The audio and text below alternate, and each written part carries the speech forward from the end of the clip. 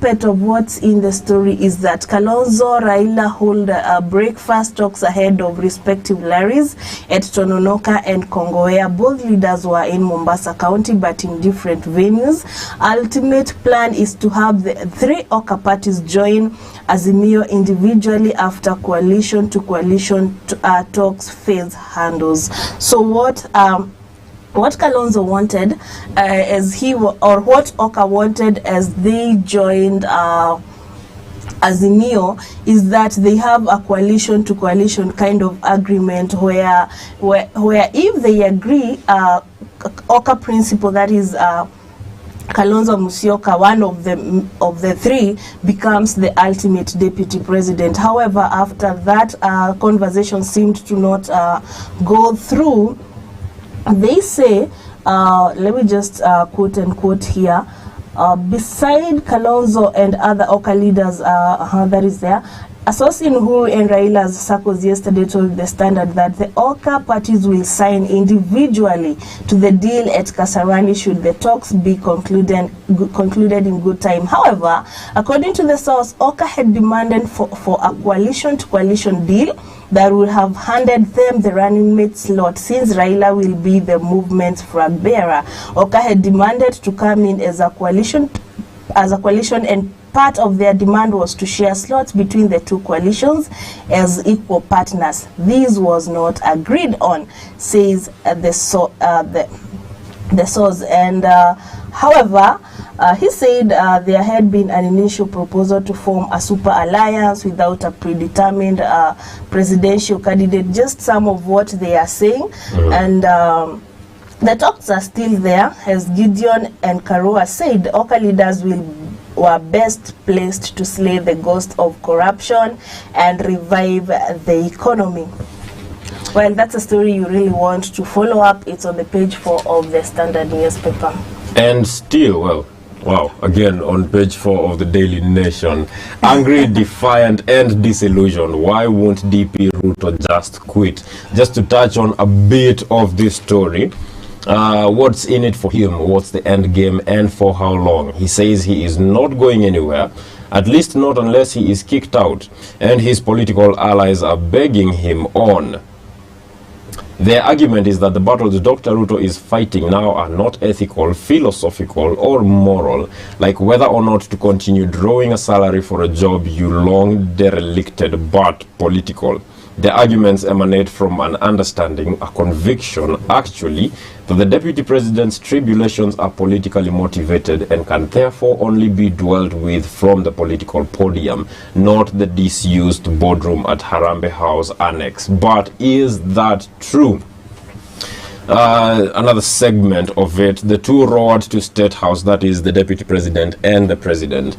The two roared to State House holding hands and wearing matching shirts, but the pecking order of the government, Dr. Ruto, is now nothing more than a man who sometimes invites the head of state to speak during public functions. And that's only when he is available and invited. His office remains active, but with significant reduced activity at Harambee Annex, the official working aboard of the country's deputy president, right across from Harambee House on Harambee Avenue in Nairobi. Focus has shifted to his official residence in Karen, where he receives delegations associated with the United Democratic Alliance, an opposition party. That is interesting. Very. So apparently UDA is now the opposition party of the government. It continues to say in another segment that what Mr. Talam and Mr. Nanok are saying is that the battles DP Ruto is fighting now are not ethical, philosophical or moral, like whether or not to continue drawing a salary for a job you long derelicted, but political.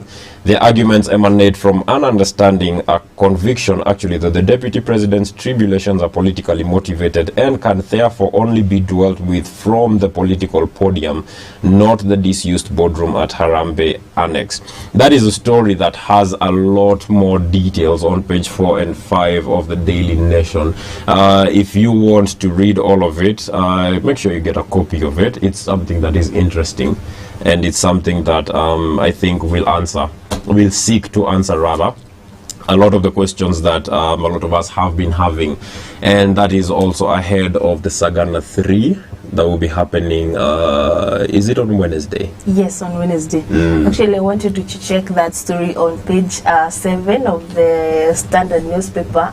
Sagana 3 meeting set up to answer why Raila question.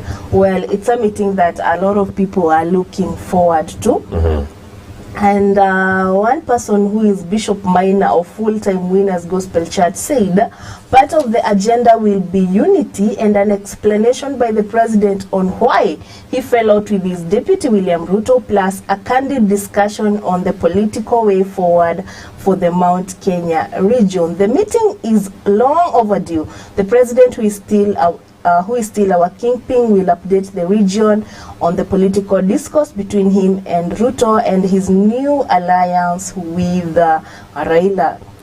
Well, and another young leader here, Magoshi Muradi, says he had been told to mobilize youths for last Saturday, but the meeting was pushed to Wednesday. And Laikipia Governor Derito Mureithi, one of the key campaigners of Azimio la Umoja in Mount Kenya, is said the meeting would be consultative on the economy and political status of Mount Kenya region, which he said forms a basic factor in Kenyan politics. Well, this is something that a lot of people are waiting up to see on what will transpire. And on page 6 there is another interesting story about just what role will Uhuru play if Raila wins. Politicians unravel intrigues. And a quick briefer here, with President Kenyatta keen on to interrogate Jubilee Party, he could be positioning himself for active role in the next government. Critics want Uhuru to retire, as diplomatic community has sought an assurance that there will be a smooth handover. And on this story, Ruto is one of the people who feels that Uhuru is imposing Raila on the people. And actually on somewhere here I read that he said he calls someone a kibaraka. He wants, or rather Uhuru wants to kind of give us a kibaraka president. That is kind of a remote control president or something. And it's a story that continues from the Sagana 3, joins up on page 6. And if you wish to read it, just grab the Standard newspaper and yes, you get the story there. Indeed, and on page 7 there is an interview that has been transcribed between Justus Ochieng, who is the Chief Executive Officer and spokesperson of Mr. Odinga's presidential campaign. No, Justus Ochieng is the nation writer, and Miss Elizabeth Mayo, who is the Chief Executive Officer and spokesperson of Mr. Odinga's presidential campaign board. And they talk about their plans to ensure the former Prime Minister wins the August elections, even as she warns against agents of corruption. Now, that is quite an interesting discussion that they had. But just to highlight a few things from them, like there is this question: are there any circumstances under which you may reconsider picking Mr. Odinga's running mate from the region, that is from the Mount Kenya region? And she answers, just as I have stated, we are to wait and see. I'm sure Mr. Odinga will settle on a running mate who helps move his unity agenda forward, regardless of region of origin. And another one, there's one that was here. Here it is. President Uhuru Kenyatta has openly declared his support for Azimio and promised to hit the road. How do you view this in light of the Odinga State Project tag? And she answers, President Kenyatta has stated openly that he carries only one vote and will give it to his preferred candidate. There is no compelling reason to believe that his declared vote presupposes a state project. We are of course proud and honored to receive the support of the president, and I'm sure our candidate and his team will reward this trust by working hard for Kenyans and not letting the president down. There are so many other questions and so many other replies. What I like the most about this is how she expresses herself and the interests of the party and of course Honorable Raila Odinga. It is the answers that she gives are just wow. I see why she is a spokesperson. Sure. And one of the best ways to start a day is to take a glass of water, as I'm doing here. And I would recommend you Regis Premium Water. It is pure drinking water, crystal clear, and just one of the best drinks you'd want to have for the day. Well, there is a cartoon on the Standard newspaper, and we can see a gentleman here. And he has a motorbike. On 2017, it's written there at Abana. 2017 election, and the guy is coming down very fast, and the motorbike has the indication NASA. 2022 election, the same guy with the same motorbike, and this it's now Azimio. Well, from the facial physique, we know who that person could be. However, since we are not sure who it is, we just want to let it be that. But he's very, very determined to get to the end. So we wish that guy the very best. Yeah, indeed we do. Now, on page 12, Kalonzo Raila inch closer to 2022 deal. Excuse me.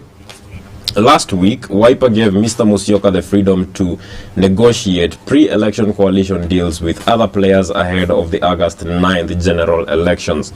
Such discussions would not happen in secret because we have a nation to care for. Should there be coalition talks, then it will be a structured dialogue based on equality of partnership, he said. Mr. Musyoka added that any political formation seeking partnership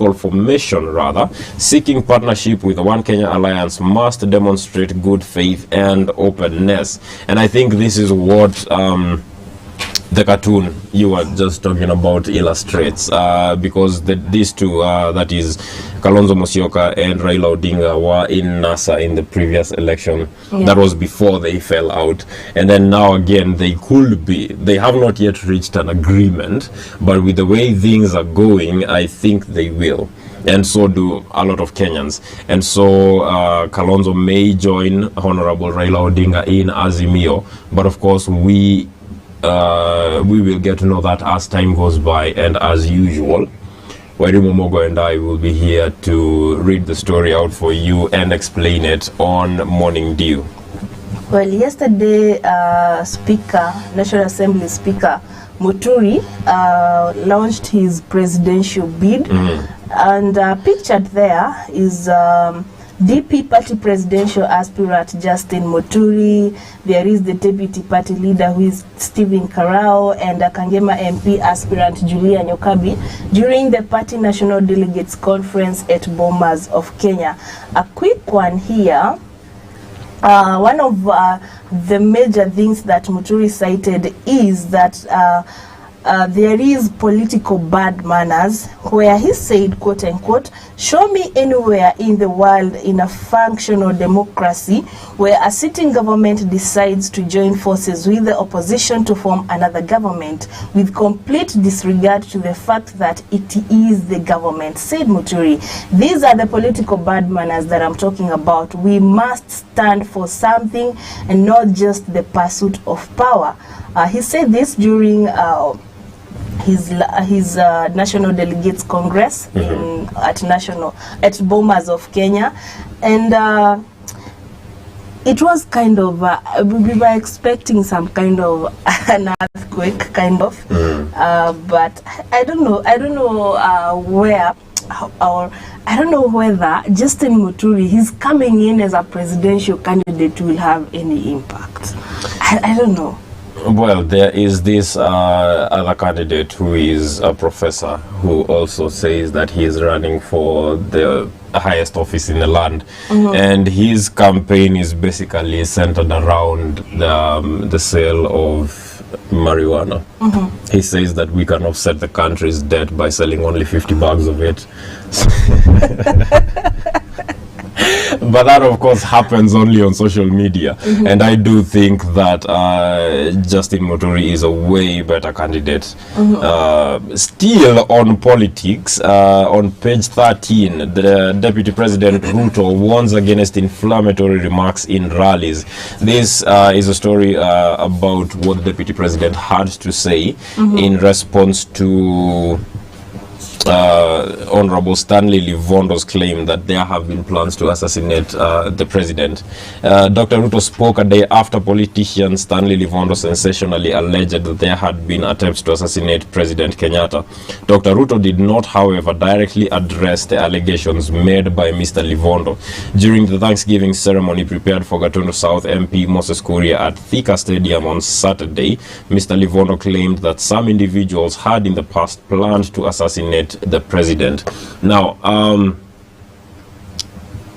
considering how volatile the politics are at this time, I don't think our leaders should be so careless with their words.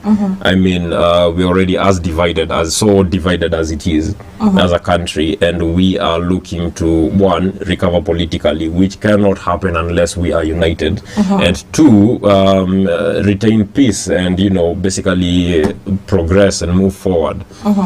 So I do join the Deputy President's sentiments, and I urge every one of us to please keep the peace. Do not take what the politicians say to heart, because we have been there in the past. They say a lot of things that they do not mean, and just a lot of things to basically get us to vote for them, and we all know what happens after that. It's a good thing because yesterday our Moses Kuria, who is Gatundu South MP, has already requested the DCI boss George Kinoti to arrest Stanley Livondo following this reckless statement. If all leaders became responsible, I think be responsible for whoever is under your party, be responsible for whoever speaks in those rallies. I think there would be change. And interestingly, in one of the local stations, Moses Kuria said, quote unquote, or his bid for his chama chakazi will be to sign as the guarantor for the aspirant. So he said, if I bring you an aspirant, then I become the guarantor of that aspirant. If he doesn't deliver, then I'll be responsible for him. Well, that sounded new for the political arena in Kenya, and I hope to see how he actually makes that work. It could be a good thing to see the party leader take ownership of each and every person in the party.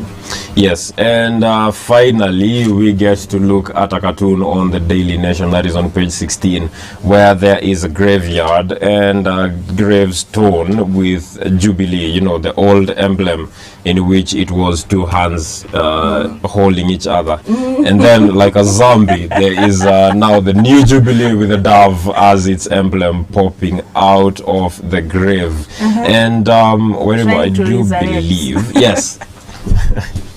It's basically about how the Jubilee government the Jubilee party is trying to revive itself.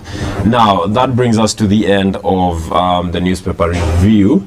I will be seeing you shortly after the short break for Hotspot. Do stay tuned. And remember, start your day with a glass of water. There is nothing better. Yeah, and let the glass of water be Regis premium water, definitely. Indeed. Yes. Kevin will be coming back, and later on I'll be back with Let's Talk with the tomorrow, career and branding, and how to make money out of the social media content. So it's something you don't want to miss. Indeed, indeed. All that after the short break.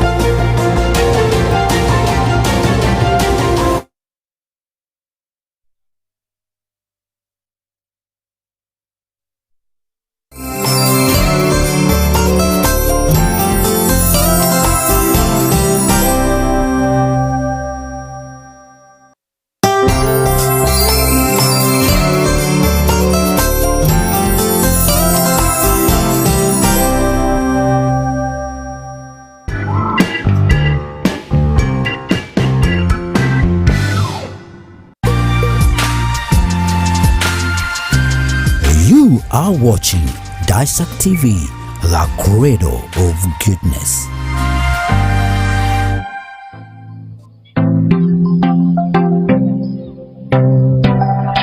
Do you desire to turn your house into a home?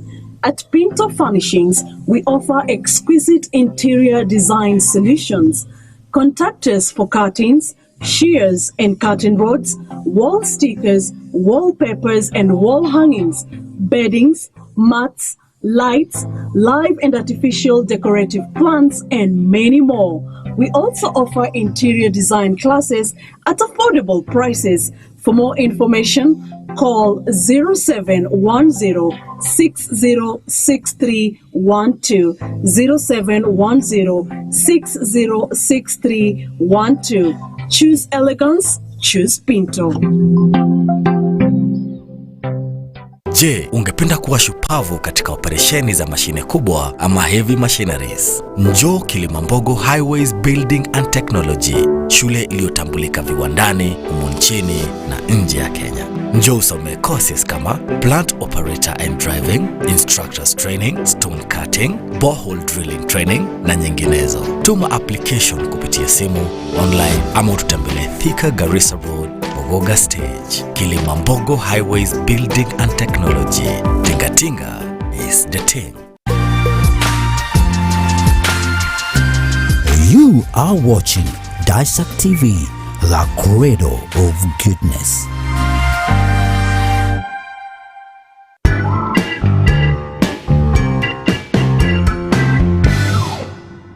Kasani nakwambia hii kazi ni ya wanaume. Twende nyumbani. Hapana mami, nataka kujua kuendesha. Wewe wachana na Gasheri. Sasa unauliza Gasheri nini? Nakwambia makosa hii kazi ni ya wanaume.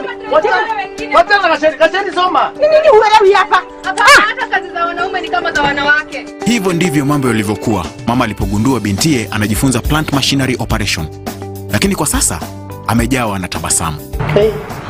Mwanzoni msichana wetu alipotuambia anataka kusoma mambo na matingatinga. But at least today we know better.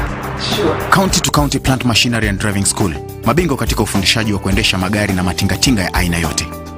Tumefunza kwa miaka mingi, tumefunza watu wengi, wengine wameajiriwa na wengine wamejiajiri.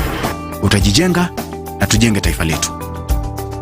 Tupigie simu kupitia nambari ulizopewa au tutembelee Thika along Garissa Road. County to County Plant Machinery and Driving School. The Kenyan way for Kenyans. Royal County College of Technology. We offer the following courses: business management, accounting packages, social work, community development, secretarial studies, ICT, ICDL, computer studies, among others. Visit our website at www.royalcountycollegeoftechnology.co.ke.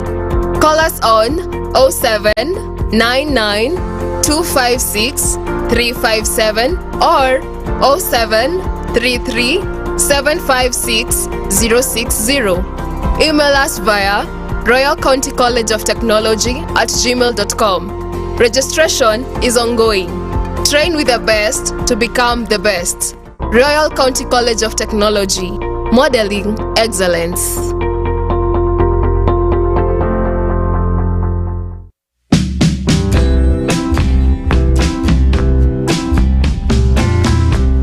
So welcome to Junction View Estate. This is a project that is 100 meters off Moya Makutano Road. The project is ideal for commercial. As you can see, it is a few meters from Makutano town.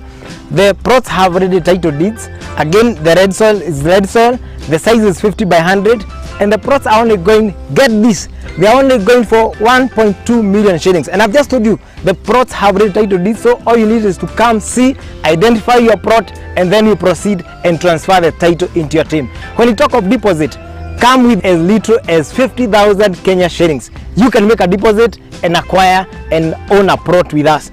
Thank you so much. You can also reach us on this number 0700 048 048. You can also get to our office Makutano office just next to Fortune Circle. We also have another office at Keno Town. That's just right opposite KCB as you head to Moranga Town. That's a few meters from County Supermarket as you head to Moranga. At Wickred Property Company Limited, we partner with you in actualizing your dreams of owning a plot or a property for a better future. Thank you and welcome.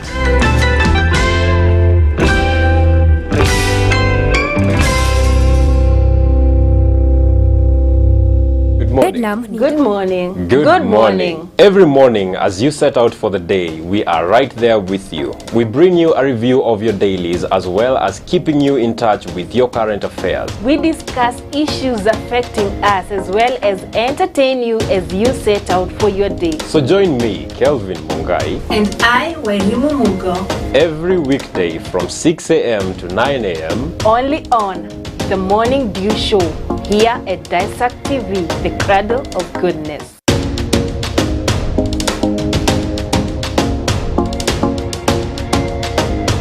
Zaidi ya kuwa kunguni, ina uwezo wa kuwa viwango vyote kutoka mayai hadi kunguni aliyekomaa. Haina harufu wala mwasho na inaweza kutumika mahali popote. Bedlam imeidhinishwa na shirika la afya duniani WHO. Ipate kwa Agrovet karibu nawe. Kwa maelezo zaidi tumia nambari zifuatazo. Angamiza kunguni na Bedlam kutoka Kinagro.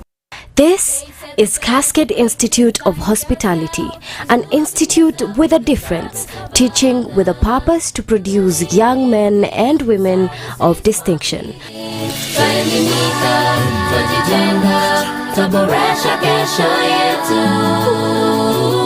We train a generation of professionals. We offer certificate and diploma qualifications in hospitality management and information technology. Our school is accredited by the Technical and Vocational Education and Training Authority, the TVETA. We are located at Cascades Plaza, Karatina Road, right next to Thika Fire Station. Talk to us today on 0703 777 888. That's 0703 777 888.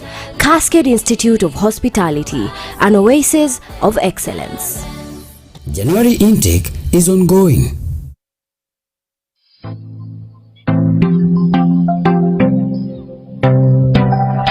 Do you desire to turn your house into a home?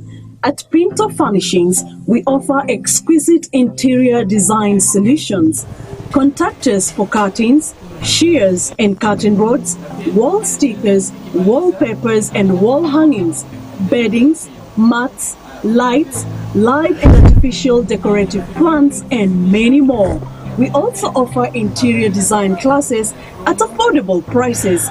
For more information, call 0710 606312, 0710 606312.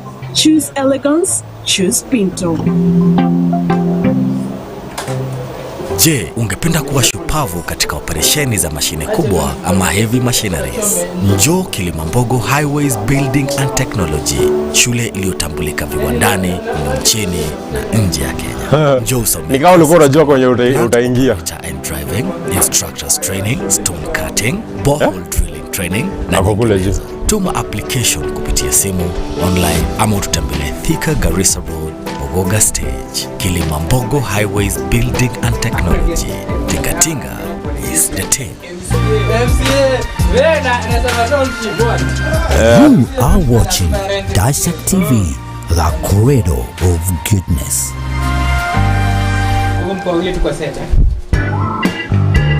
Okay, do you know anything about economics? Sasa ninakwambia hii kazi ni ya wanaume. Twende nyumbani. Hapana mami, nataka kujua kuendesha.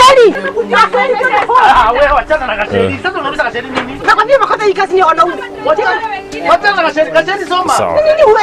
Do you think it's possible for Raila to achieve what he is promising? Double digit economic growth in every year if he is elected president. Mwanzoni msichana wetu alipotuambia nataka kusoma mambo na matingatinga. But at least today County to County Plant Machinery and Driving School, mabingwa katika ufundishaji wa kuendesha magari na matingatinga aina yote. Tumefunza kwa miaka mingi, tumefunza watu wengi. Ulisema kuna kazi zinakuja. Wameajiriwa na wengine wamejiajiri. Utajijenga na tujenge taifa letu. Tupigie simu kupitia nambari ulizopewa au tutembelee Thika along Garissa Road. County to County Plant Machinery and Driving School, the Kenyan way for Kenyans. Because each and every person there has their own interests. Royal County College of Technology. We offer the following courses: business management, accounting packages, social work, community development, secretarial studies, ICT, ICDL, computer studies, among others. Visit our website at www.royalcountycollegeoftechnology.co.ke. Call us on 0799 256 357 or 0733 756 060. Email us via royalcountycollegeoftechnology@gmail.com. Registration is ongoing. Train with the best to become the best. Yes, I am on this channel. Royal County College of Technology, modeling excellence.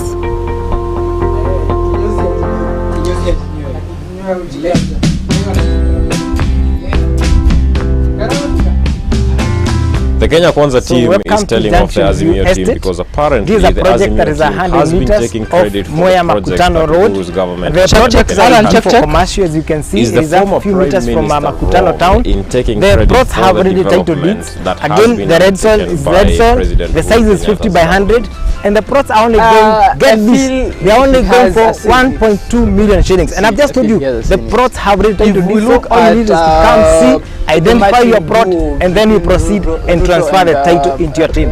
When you talk of deposit, come with as little as 50,000 Kenya shillings. You can make a deposit and acquire and own a plot with us. Thank you so much. You can also reach us on this number 0700 0488 You can also get to our office, Makutano office, just next to Fortune Circle. We also have another office in Keno town. That's just opposite KCB as we head to Moranga town. That's a few meters from County Supermarket as we head to Moranga. At Wickred Property Company Limited, we partner with you in actualizing your dreams of owning a plot or a property for a better future. Thank you and welcome. Development happening. So I don't feel like it's a I don't feel like to him saying that Bedlam ni dawa bora zaidi ya kuua kunguni. Ina uwezo wa kuua viwango vyote kutoka mayai hadi kunguni aliyekomaa. Haina harufu wala mwasho na inaweza kutumika mahali popote.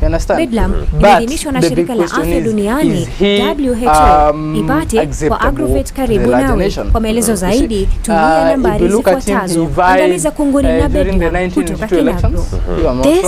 Is Cascade Institute of Hospitality, an institute with a difference, teaching with a purpose to produce young men and women of distinction. 2017-2005 elections that he has participated in. Now, when if he wins this election, then it will be a big victory to him. But if he loses, we then it offer will be also a big and diploma qualifications in hospitality management and information technology. So our school is accredited by the Technical and Vocational Education and Training Authority, the TV. Do you think it is right for the opposition of any government Plaza, to take Karatina Road, right next to the Thika Fire development Station? projects that the Talk to us today on 0703 777 now, the only position you have in this country is the 777 888. Cascade Institute of Hospitality, an oasis of excellence. Intro on cue. Alano narudi ile kitu mara tatu. Intro on cue, intro on cue, intro on cue. Do you desire to turn your house into a home? At Pinto Furnishings, we Alano, offer exquisite usiseme kitu interior unnecessary kwa talk back. solutions. Usifanye nicheke Contact us for tafadhali. curtains, shears and curtain rods, wall stickers, wallpapers and wall hangings, beddings, mats, lights, live and artificial decorative plants, and many more. We also offer interior design classes at affordable prices. For more information, Call 0710 kwani intro haishi? 606312. 0710 606312. Choose elegance, choose Pinto. Wewe sijakusikia. Rudia mara 3 kama venye ulikuwa unarudia mbele. Intro rolling.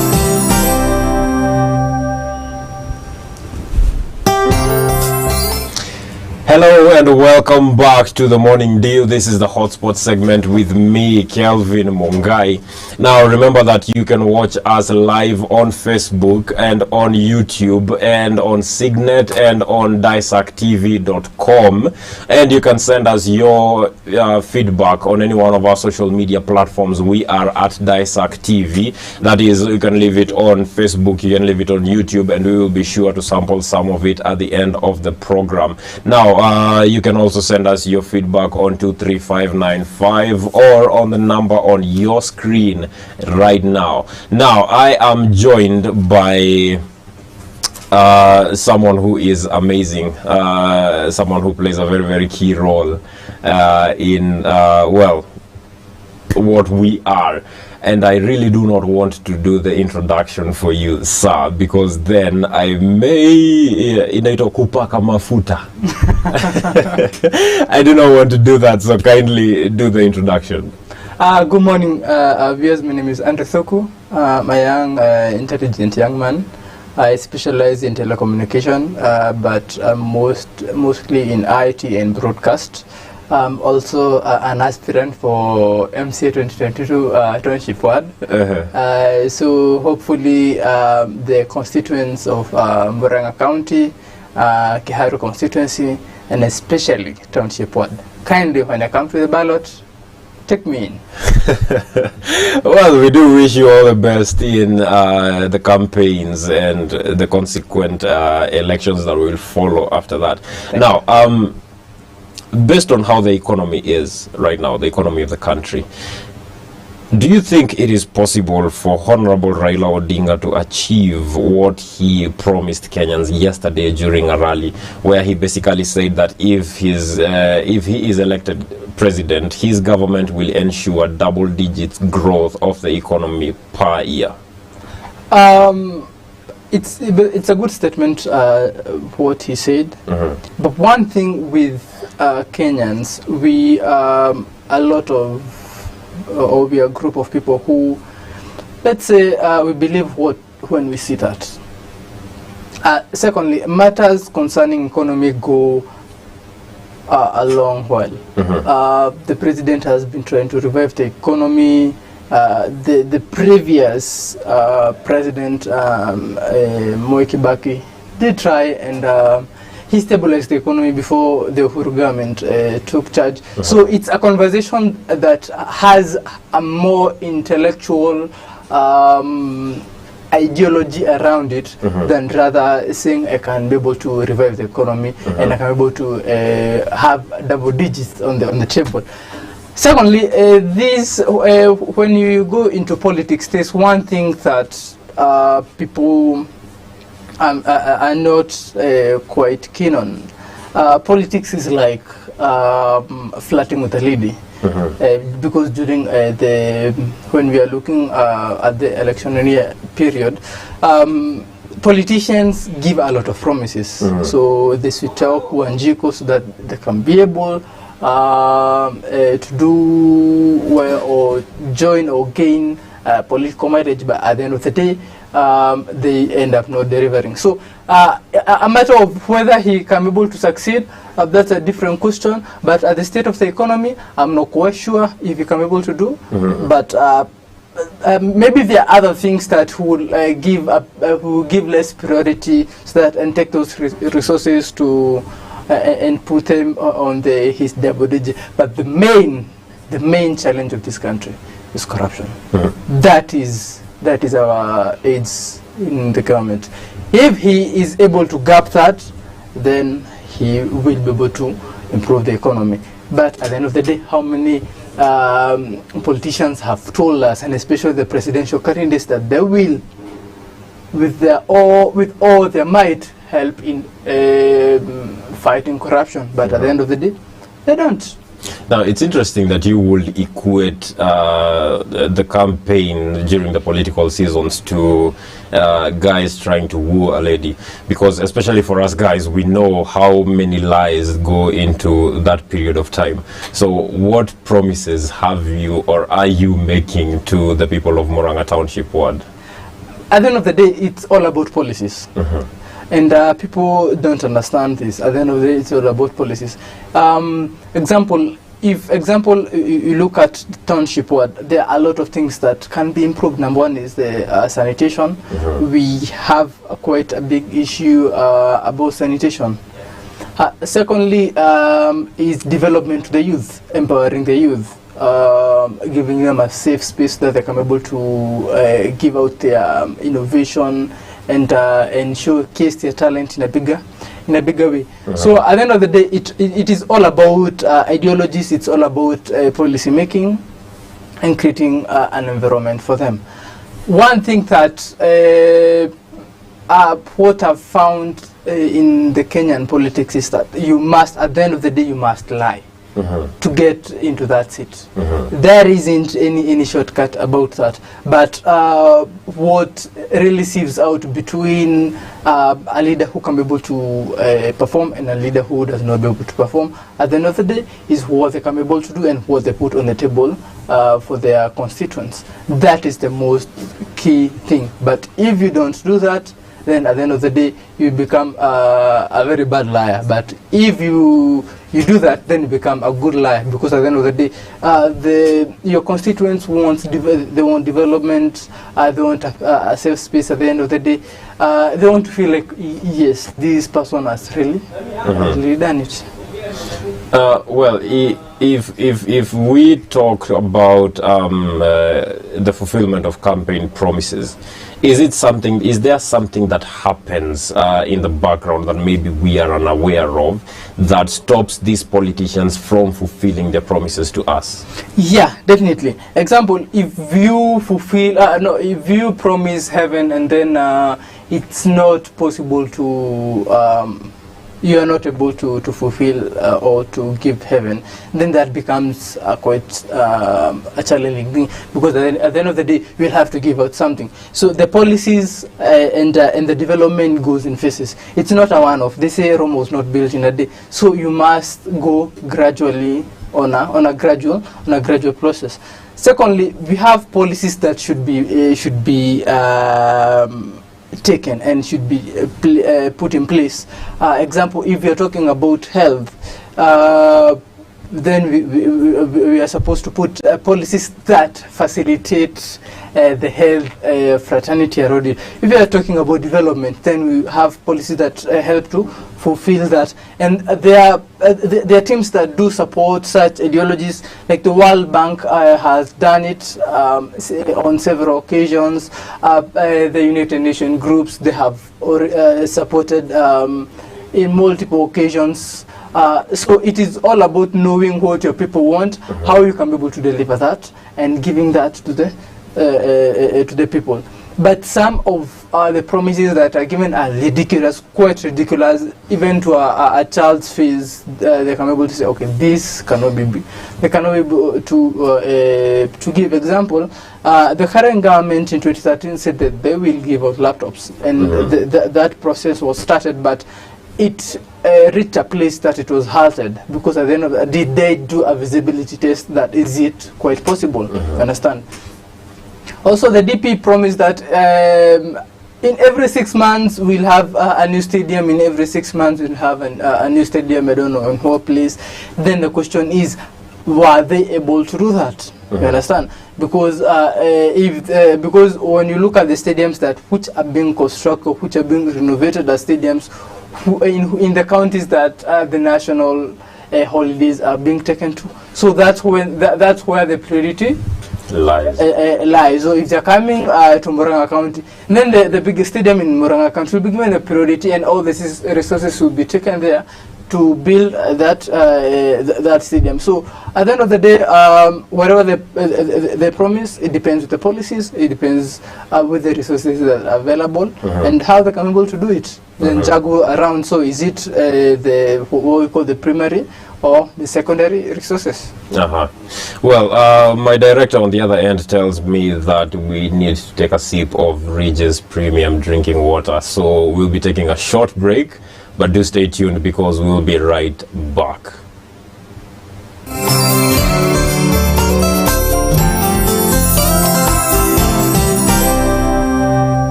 Je, ungependa kuwa shupavu katika operesheni za mashine kubwa ama heavy machineries? Njoo Kilimambogo Highways Building and Technology, shule iliyotambulika viwandani, humu nchini na nje ya Kenya. Njoo usome courses kama plant operator and driving, instructors training, stone cutting, borehole drilling training na nyinginezo. Tuma application kupitia simu. Tuko break, watu wafanye mbio.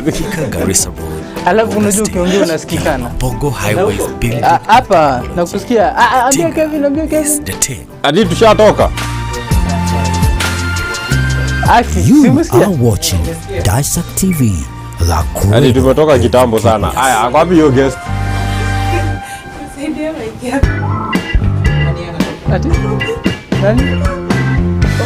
Kuna ni wangapi? Sasa ninakwambia hii kazi ni ya wanaume. Twende nyumbani. Hapana mami, nataka kujua kuendesha. Kuna mic moja mbaya. So Sasa hii kazi ni ya wanaume. Wacha na kasheni soma. Nini uelewi hapa? Hata kazi za wanaume ni kama za wanawake. Hivyo ndivyo mambo yalivyokuwa mama alipogundua bintiye anajifunza plant machinery operation.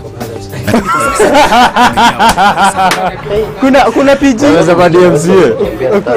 kuna PG ya nini inatokea ya Jubilee. Sasa kuenda county to county plant machinery.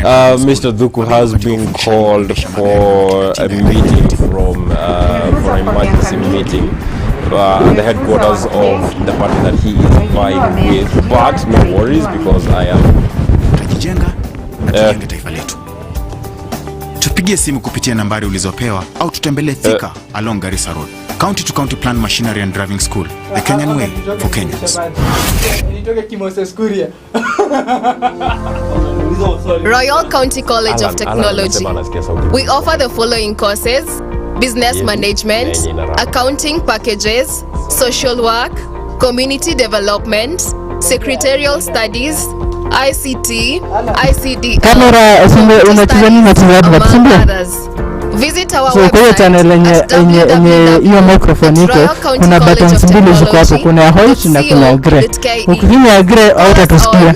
0799 256 357 or 0733 756 060. Email us via Royal County College of Technology @gmail.com. Registration is ongoing. Train the best to become the best. Royal County College of Technology, modeling excellence. Atiashine? Oh, very important. So welcome to Junction View Estate. This is a project that is 100 meters off Moya Makutano Road. The project is ideal for commercial, as you can see. It is a few meters from Makutano town. The plots have already title deeds. Again, the red soil is red soil. The size is 50 by 100. And the plots are only going, get this, they are only going for 1.2 million shillings. And I've just told you, the plots have already title deeds. So all you need is to come, see, identify your plot, and then you proceed and transfer the title into your team. When you talk of deposit, come with as little as 50,000 Kenya shillings. You can make a deposit and acquire and own a plot with us. Thank you so much. You can also reach us on this number 0700 048 048. You can also get to our office, Makutano office, just next to Fortune Circle. We also have another office at Keno Town. That's just right opposite KCB as you head to Moranga Town. That's a few meters from County Supermarket as you head to Moranga. At Wickrad Property Company Limited, we partner with you in actualizing your dreams of owning a plot or a property for a better future. Thank you and welcome.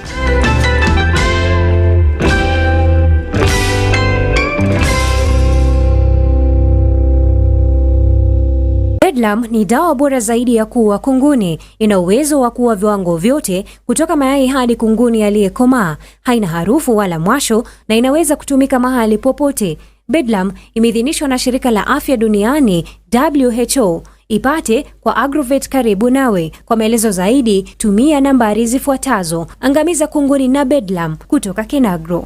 This is Cascade Institute of Hospitality, an institute with a difference, teaching with a purpose to produce young men and women of distinction.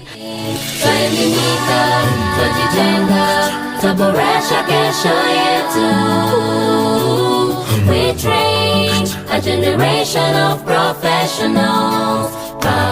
We offer certificate and diploma qualifications in hospitality management and information technology. Our school is accredited by the Technical and Vocational Education and Training Authority, the TVETA.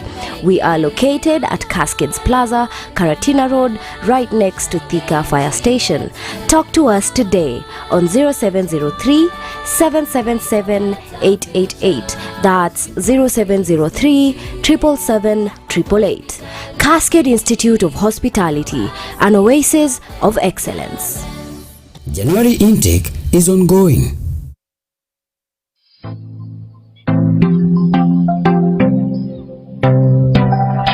Do you desire to turn your house into a home? At Pinto Furnishings, we offer exquisite interior design solutions.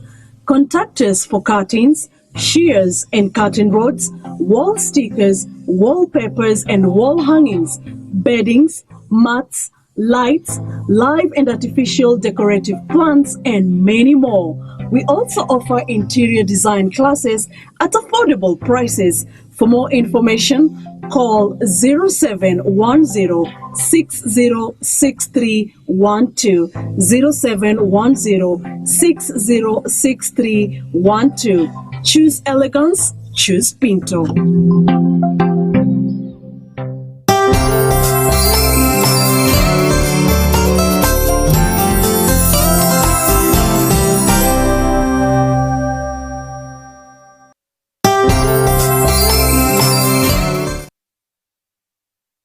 Welcome back to the hotspot happening on Morning D right here at Daesak TV.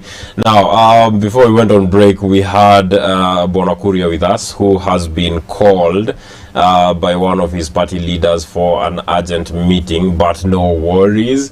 I have two more gentlemen with me, and I will give them the opportunity to introduce themselves to you. But do remember that we are live on YouTube and on Facebook, and you can leave us your feedback on any one of those two channels. You can also watch us live on daesaktv.com or on Signet at Daesak TV. You can send us your feedback on 23595 or on WhatsApp via the number on your screen. Now, gentlemen, I really do not want to be the one to introduce you to our audiences. I'd rather leave that honor to you. So kindly tell them who you are. Let's start with you, sir. Thank you. My name is Joseph Geshere Mangi. I'm a youth representative in the NGCDF in the Senior's office. But now I'm vying for MCA, Township Ward. And I'm ready to serve for the people as I've been serving them in the NGCDF projects, where we have done projects. We have also worked together with the youth in artwork, in hiring the tools of Mjengo. So we are making steps that will make us economically stable and financially stable. So I'm glad that I'm back on Daesak TV. There was a time that we were here, we discussed matters that zinatuhusu, and indeed we did discuss, though it wasn't for a long time because I was late, sorry. But today now we are going to discuss matters touching on all things, on all aspects of life, and thank you very much for hosting. And I don't know if you happened to run by Mr. Dhuku while you were coming, because he is also competing for the same position in the same location as you. So that is your competition. At least, you see, competition is healthy. Because the minute there is competition, you see that there is capability. Because the minute a person aspires, he's ready and he's bold enough to utilize the things that the the policies that he has, the ideas that he has to better our lives and to better our economy, and also socially, economically, politically. So competition is healthy. Indeed, it is healthy. Thank you very much. Now, you, sir. Okay, Maina Wachira. Maina Wachira is a guy who is talented and is concerned with the economy of these countries at far. Because the economy of Kenya, this is a high time that we need everyone at work, everyone thinking, how can we reach these bars? Yeah. So after Corona, the economy is just lying. So we need a government who brings each and every one of us on board, our youth, our women, men who are productive.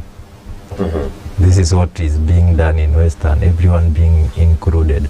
So Kenya leaders who are the government, they have to a full participation. Yeah. Well, welcome very much to the set, gentlemen. Now, it's interesting that you would raise the topic of the economy because yesterday, during one of his rallies, Honorable Raila Odinga has promised the Kenyans that there will be 10% growth to the economy per annum if he is elected to be the head of the government, of the incoming government, come the August 9th elections. Now, is this something that is achievable, or is it just something else? Is it just another campaign promise? One thing, I know it's possible because he has a strategy. When you're doing something, you must have a plan. So he has a plan, and that plan, the minute he comes and tells us that it is possible, it is a plan that he has sat down, not him alone. He has his committee. Because even in your home, you don't make your decision. You're not the only one who makes the decision. You tell your wife, hey, we can do this, and then so it is a collective thinking. So it is not only that he himself has seen that it is possible. He also has a committee. He has people who are there to go and do a research and see, yeah, it's true and it's possible. So I do believe, yeah, it's possible. Do you think it's something that is achievable? Well, on my side, like I said, this is a high time where Kenyans need to make this bold move. So concerning Laira, he has said that he'll make a 10% growth. Okay, a 10%. Laira is very experienced. He has been in many governments. From 2007 to 2022, as he made a handshake. So Laira is a very experienced person. He has worked with many governments from other countries, and choosing him as a leader, this is a bold move. Yeah, I can say he's experienced. He can. So it is something that is achievable. It is achievable. Now, there are people who claim that the former Prime Minister is too old to hold the highest office in the land. What do you think about those claims? No, those are just empty claims because age, how does age and management... First of all, old is gold. So in as much as he's old, he knows a lot, and just like he said, the 10% increase, it's a thing, like I've just said, it is a thing that he sees it's possible. First of all, he's not only a former Prime Minister in Kenya. In Africa, he's in charge of infrastructure. So also Africa as a whole, they see the capability of him leading Africa in infrastructure. Even when he was in Dubai, he went to all those expos about roads because for one, as we are developing, we are not developed. So the roads that are there in Dubai or in other states, those are the ones that when he was in Dubai, they say that they are going to put in place, so that even when we are in Africa, you are a farmer, your goods will be able to go in the market, so the roads will be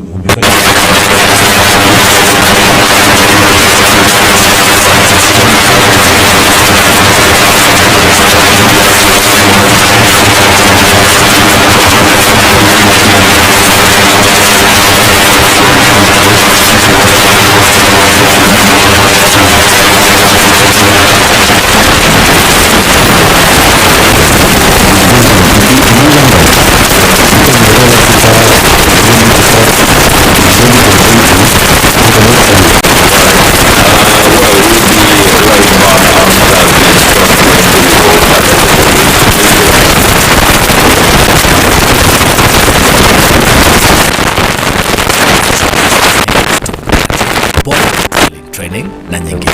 Tuma application kupitia simu. Garissa Road.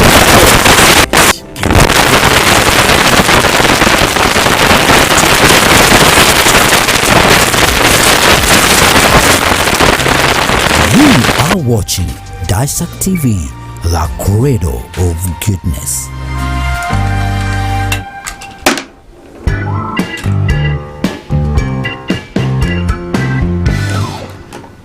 Sasa ninakwambia hii kazi ni ya wanaume. Twende nyumbani. Hapana mami, nataka kujua kuendesha.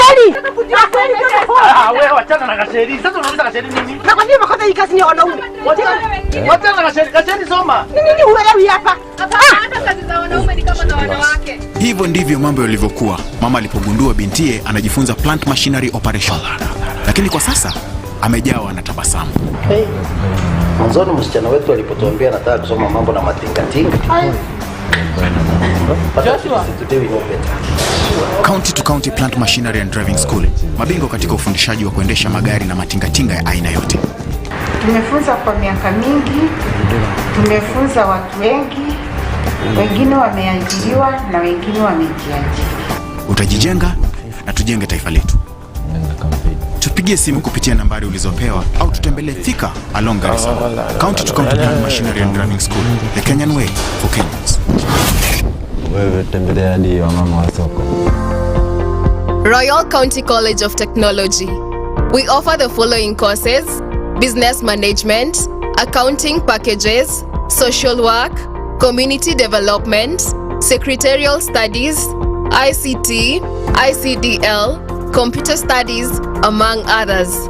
Visit our website at www.royalcountycollegeoftechnology.co.ke. Call us on 0799 256 357 or 0733 756 060. Email us via royalcountycollegeoftechnology@gmail.com. Registration is ongoing. Train with the best to become the best. Royal County College of Technology, modeling excellence.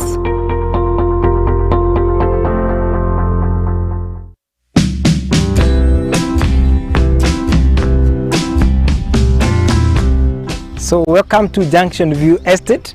This is a project that is 100 meters off Moya Makutano Road. The project is ideal for commercial. As you can see, it is a few meters from Makutano town. The plots have already title deeds. Again, the red soil is red soil. The size is 50 by 100, and the plots are only going, get this, they are only going for 1.2 million shillings. And I've just told you, the plots have already title deeds, so all you need is to come see, identify your plot, and then you proceed and transfer the title into your team. When you talk of deposit, come with as little as 50,000 Kenya shillings. You can make a deposit and acquire and own a plot with us. Thank you so much. You can also reach us on this number 0700 048 048. You can also get to our office, Makutano office, just next to Fortune Circle. We also have another office at Keno Town. That's just right opposite KCB as you head to Moranga Town. That's a few meters from County Supermarket as you head to Moranga. At Wickred Property Company Limited, we partner with you in actualizing your dreams of owning a plot or a property for a better future. Thank you and welcome.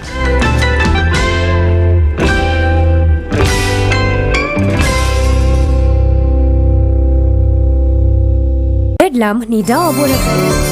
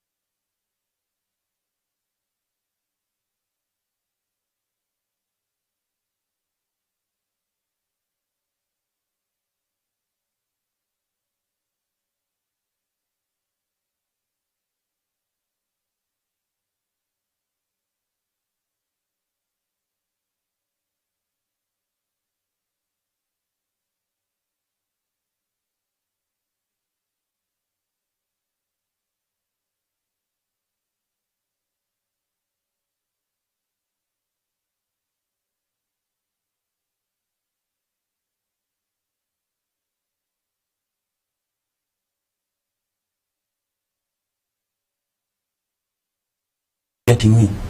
I've been there and I'm there, okay? Yeah. How much do the quantity of people? I think his concern is, are there enough industries or companies locally to be able to take up all the students who are leaving or going for internships from institutions of higher learning? In the government, we are going to do it both ways, in the private sector and also in the government sector. In this way, if at all you haven't gotten an internship in the government, there is going to be a communication, a liaison team on the private sector and on the government sector, because at the end of the day we are all under the government, so the government can say, okay, private sector, so that we can get to the point of we want the maybe vision 2030. We must partake, or we must give internship to the youths of that particular location, or that particular ward, or that particular county. And it's going to be positive, because for one, the private sector will be called on board by the government and being told, and they'll be told, okay guys, let us make our youth work, so that after they leave their campus or the university, they are going to practice what they have learned. So it is going to be azimio la umoja, just like where I stand. Tukishikana wote pamoja, we are going to achieve. Don't just sit back and watch the government that nagojea serikali. Then I must say, Kibaki said, usiulize venye serikali inakufanyia, unataka. Let's give him a minute. Okay, I must say, then it's azimio la umoja. Before coming to campaign to us, first sit each and every one of the country's leaders who are on your team. Tell us, in your county, what do we have? See, tuko na maembe in Muranga. Elsewhere they have sugar canes. Sit us down, tell us, then this is what we have as a country. Which industries should we put in our manifesto to develop, to put in place, then so that we can get these job places, we can get these things to our children out here. We are suffering out here. We want jobs. I have talents. Which party, which coalition is supporting my talents? So I can't go out there and vote, and I know that once they are in the government, they don't have anything for me.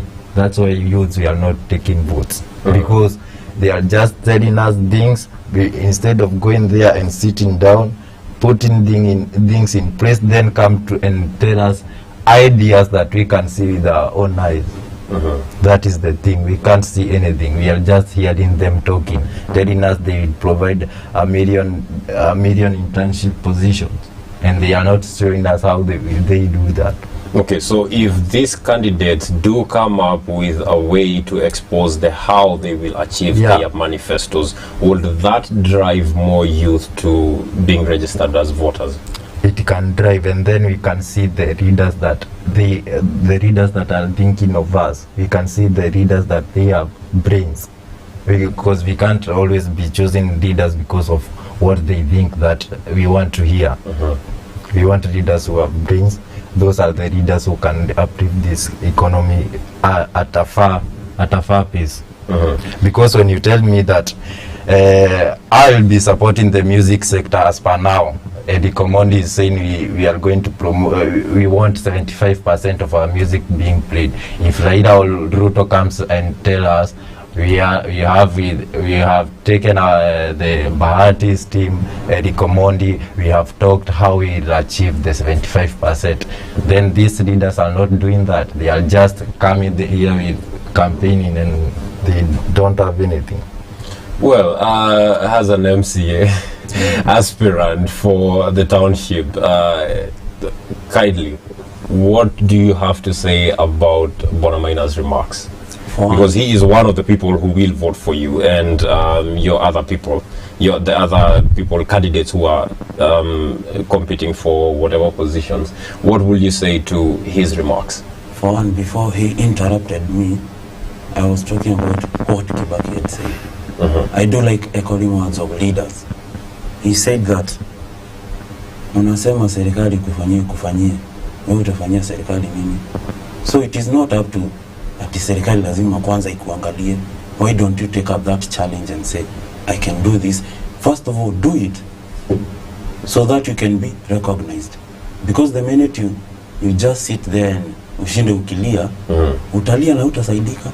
But when you try, you make an effort. Don't just sit there. Ukiwa kwa kitanda unasema, mimi naweza taka kupata job, but uko kwa bed.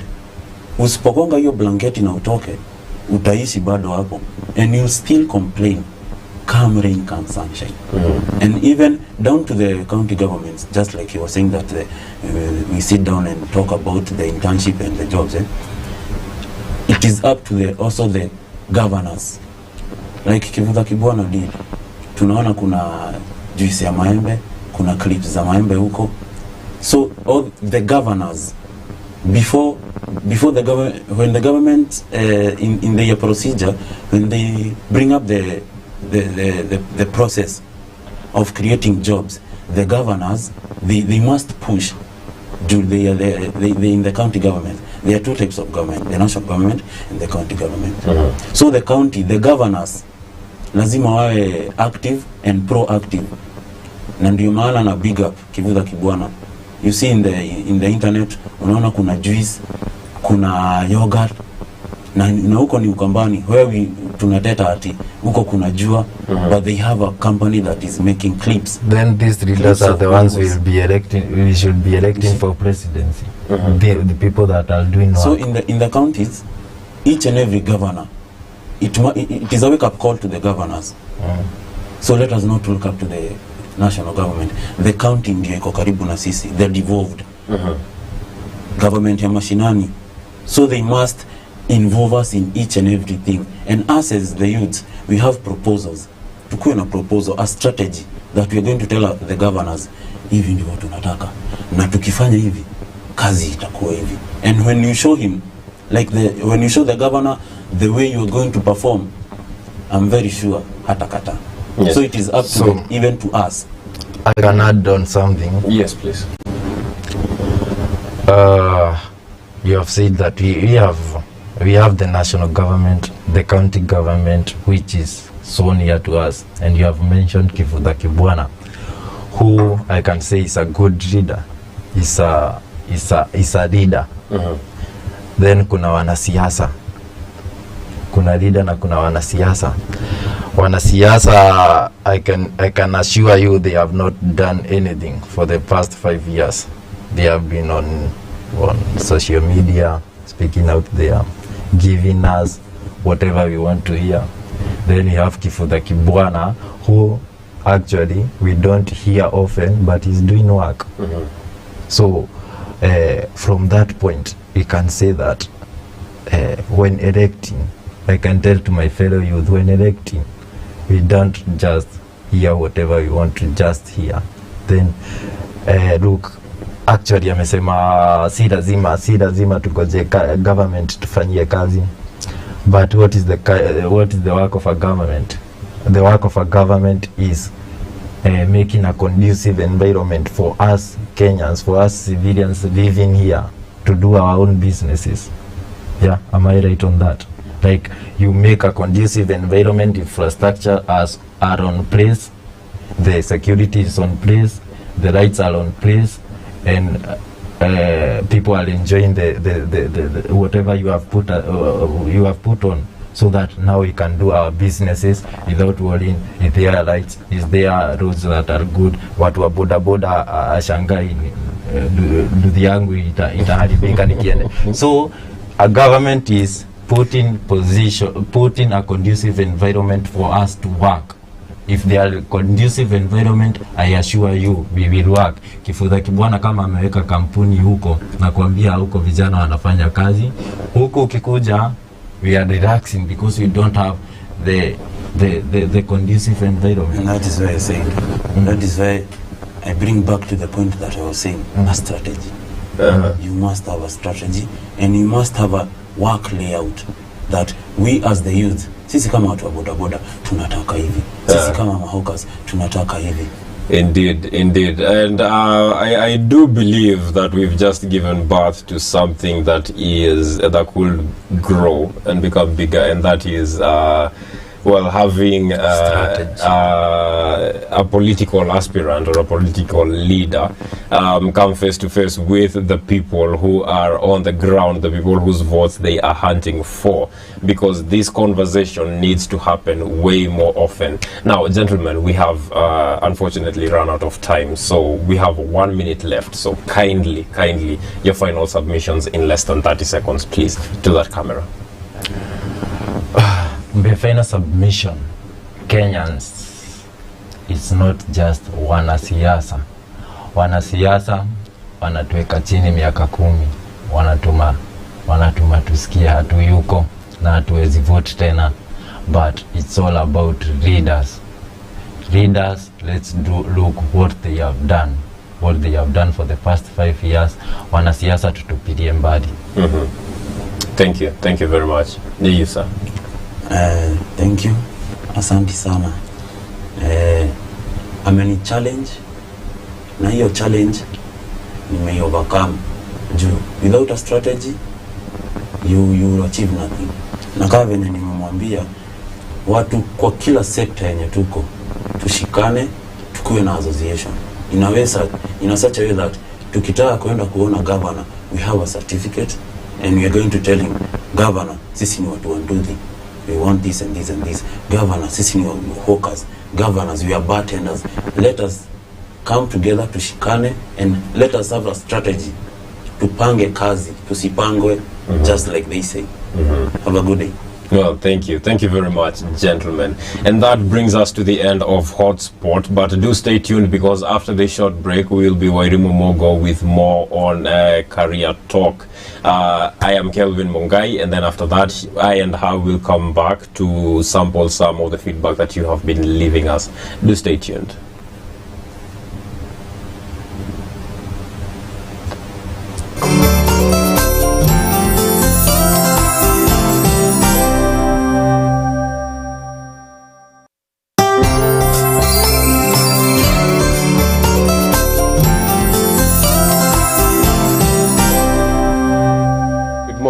Good morning. Good morning. Every morning as you set out for the day, we are right there with you. We bring you a review of your dailies as well as keeping you in touch with your current affairs. We discuss issues affecting us as well as entertain you as you set out for your day. So join me, Kelvin Mungai, and I, Wairimu Mugo, every weekday from 6 a.m. to 9 a.m. only on The Morning Dew Show, here at Daesak TV, the cradle of goodness.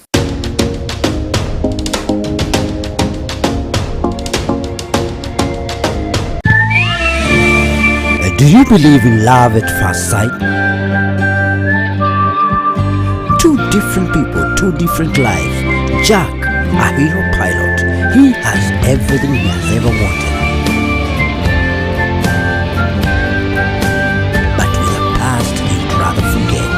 On the other hand, Olivia is a teacher, kind, loving, but not in the times. Two strangers cross paths. Unknown to them, their lives are just about to change.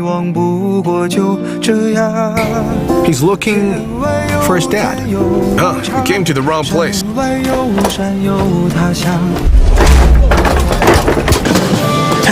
Hey Jack!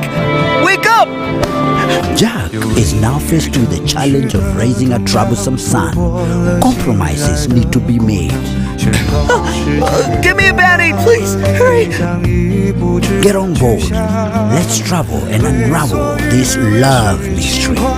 Don't miss Open Monday to Thursday from 8 to 9 p.m. only on Daesak TV, the cradle of goodness.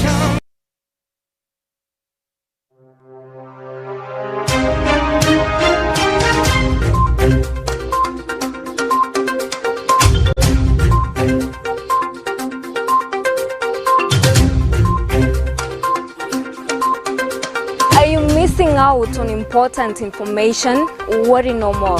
Here at the Daesak News Desk, we bring you up to speed with authoritative, unbiased and factual news as it happens. Our team goes into the heart of the story and brings it to you with professionalism, credibility, balance and realness. I am Boni Gaidori and this is the Daesak News Desk. I am Wanjiko Njoroge and this is the Daesak News Desk. I am Judy Chalo and this is the Daesak News Desk. I am Halima Omar and this is the Daesak News Desk. I am Walima Mugo and this is the Daesak News Desk.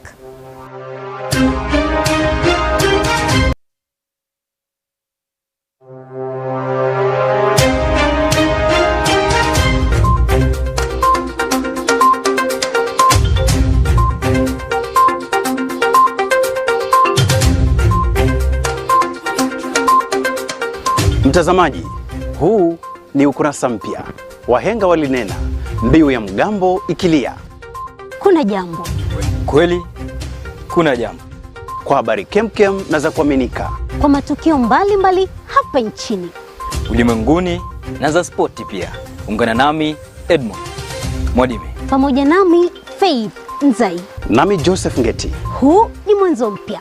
Kumbuka, jimbi atawika jimbi, awikapo atawika. Jimbi atawika jimbi, awikapo atawika. Jimbi atawika jimbi, awikapo atawika.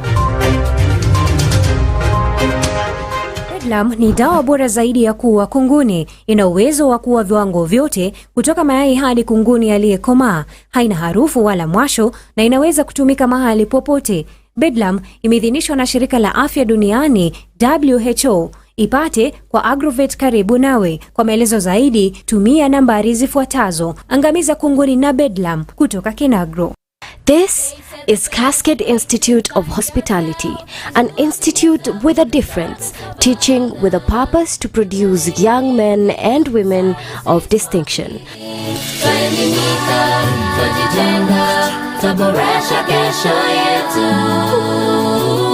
We train a generation of professionals. We offer certificate and diploma qualifications in hospitality management and information technology. Our school is accredited by the Technical and Vocational Education and Training Authority, the TVETA. We are located at Cascades Plaza, Karatina Road, right next to Thika Fire Station. Talk to us today on 0703 777 888. That's 0703 777 888. Cascade Institute of Hospitality, an oasis of excellence. January intake is ongoing.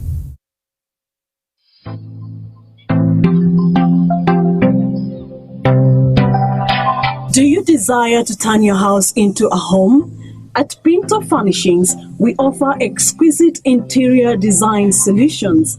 Contact us for curtains, shears and curtain rods, wall stickers, wallpapers and wall hangings, beddings, mats, lights, live and artificial decorative plants, and many more. We also offer interior design classes at affordable prices. For more information, call 0710 606312, 0710 606312. Choose elegance, choose Pinto. Je, ungependa kuwa shupavu katika operesheni za mashine kubwa ama heavy machineries? Njoo Kilimambogo Highways Building and Technology, shule iliyotambulika viwandani, humu nchini na nje ya Kenya. Njoo usome courses kama plant operator and driving, instructors training, stone cutting, borehole drilling training na nyinginezo. Tuma application kupitia simu, online ama ututembelee Thika Garissa Road, Ogoga Stage. Kilimambogo Highways Building and Technology. Tinga is the team. You are watching Daesak TV, the cradle of goodness.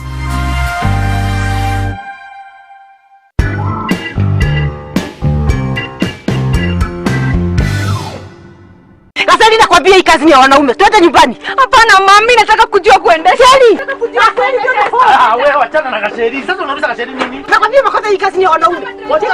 Wachana na Gasheri. Gasheri soma. Nini huelewi hapa? Hapana, hata kazi za wanaume ni kama za wanawake. Hivyo ndivyo mambo yalivyokuwa mama alipogundua bintiye anajifunza plant machinery operation. Lakini kwa sasa amejawa na tabasamu. Okay. Mwanzoni msichana wetu alipotuambia anataka kusoma mambo na matingatinga. But at least today we know better. Sure. County to County Plant Machinery and Driving School. Mabingwa katika ufundishaji wa kuendesha magari na matingatinga ya aina yote. Tumefunza kwa miaka mingi. Tumefunza watu wengi.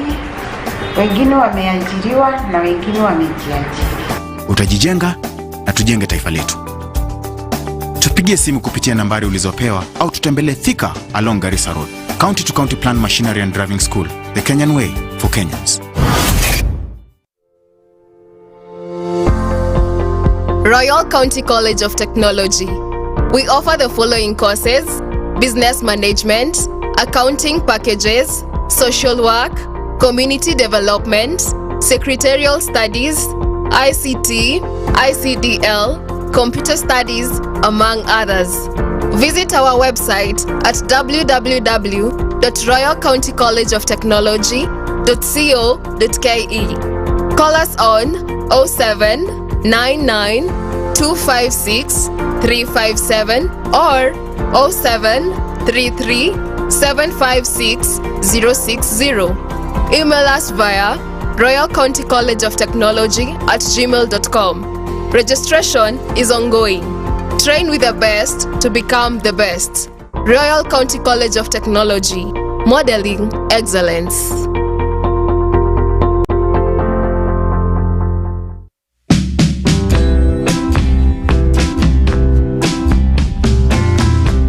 So welcome to Junction View Estate. This is a project that is 100 meters off Mwea Makutano Road. The project is ideal for commercial. As you can see, it is a few meters from Makutano town. The plots have already title deeds. Again, the red soil is red soil.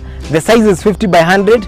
And the plots are only going, get this, they are only going for 1.2 million shillings. And I've just told you, the plots have already title deeds. So all you need is to come see, identify your plot, and then you proceed and transfer the title into your team. When you talk of deposit, come with as little as 50,000 Kenya shillings. You can make a deposit and acquire and own a plot with us.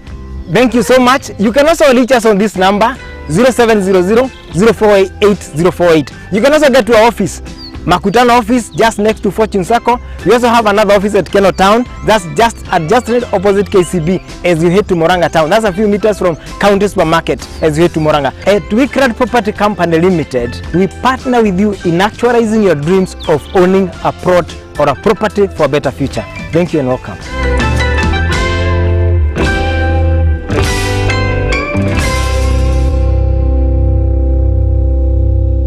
Bedlam ni dawa bora zaidi ya kuua kunguni. Ina uwezo wa kuua viwango vyote kutoka mayai hadi kunguni aliyekomaa. Haina harufu wala mwasho na inaweza kutumika mahali popote. Bedlam imeidhinishwa na Shirika la Afya Duniani WHO. Ipate kwa Agrovet karibu nawe. Kwa maelezo zaidi, tumia nambari zifuatazo. Angamiza kunguni na Bedlam kutoka Kinagro. This is Cascade Institute of Hospitality, an institute with a difference, teaching with a purpose to produce young men and women of distinction.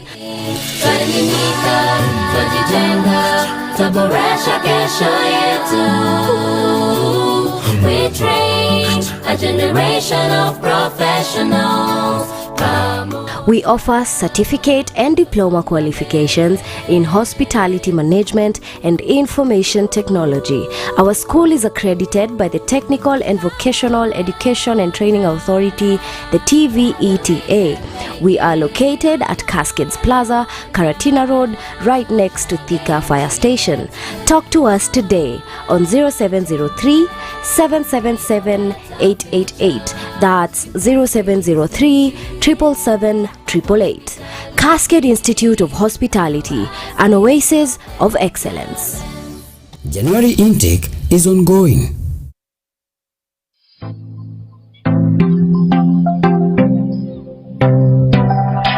Do you desire to turn your house into a home? At Pinto Furnishings, we offer exquisite interior design solutions. Contact us for curtains, shears and curtain rods, wall stickers, wallpapers and wall hangings, beddings, mats, lights, live and artificial decorative plants, and many more. We also offer interior design classes at affordable prices. For more information, call 0710-606312, 0710-606312. Choose elegance, choose Pinto.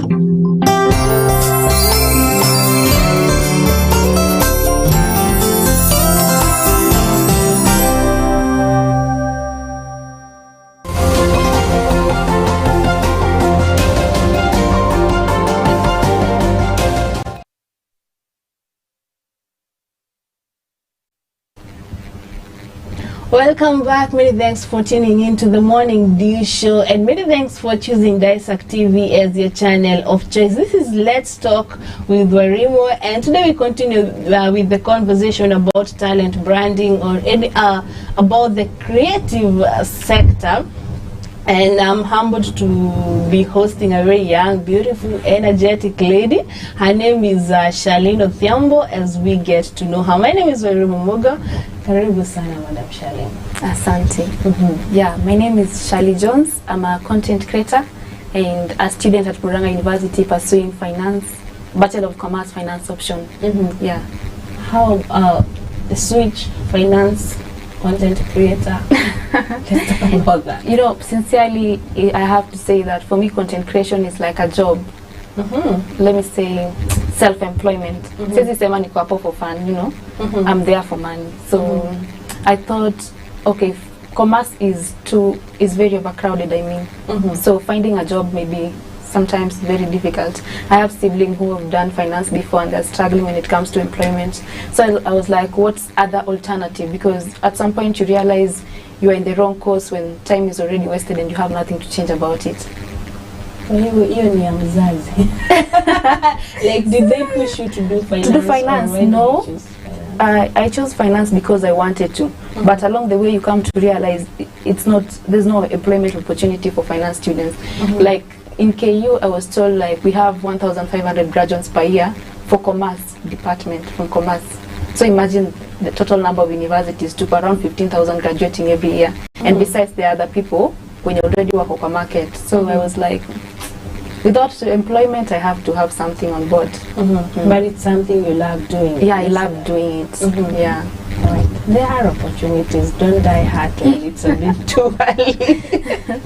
But is it something, okay, in your opinion, like, is it something that is happening with a lot of students, like getting yourself on the wrong course, and then you realize, oh, this is not what I should have done?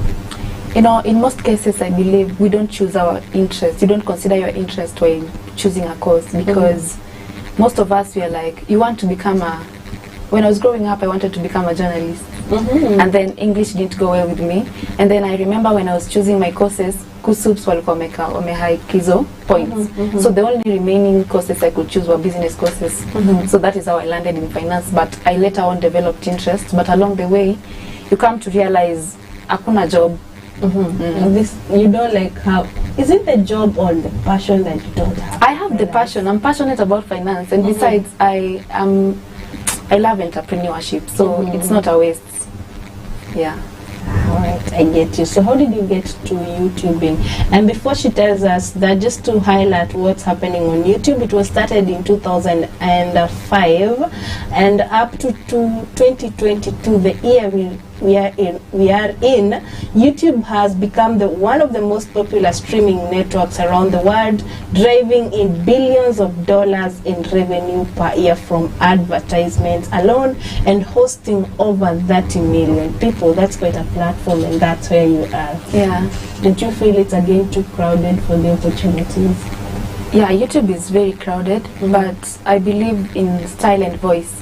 You know what I love about you? Okay, what I love about you is not the same thing someone will love about me. So I think in as much as it's overcrowded, there's people who will be attracted to. Ni kama when you don't watch other YouTube channels because you don't just like those people. The same way, there are people who don't just love me, you know. But of course, you have to have your fans well established with you. So your journey in YouTube, how did it start? Mine started as a joke. Well, I used to have a circle of friends, and then the circle, as in, broke up, like to separate ways. So I realized I didn't have friends. So most of this time I was always indoors, watching a lot of videos from YouTube, from content creation. And then this day I come upon this, how much YouTube pays. And I was like, why not try this? And that is how I started my YouTube channel. So when I was beginning my channel, my intention was to be a blogger, not a vlogger, if you know the difference. Yeah. So, and then, so there's this day that I was sending links to my friend, kindly consider subscribing to my YouTube channel.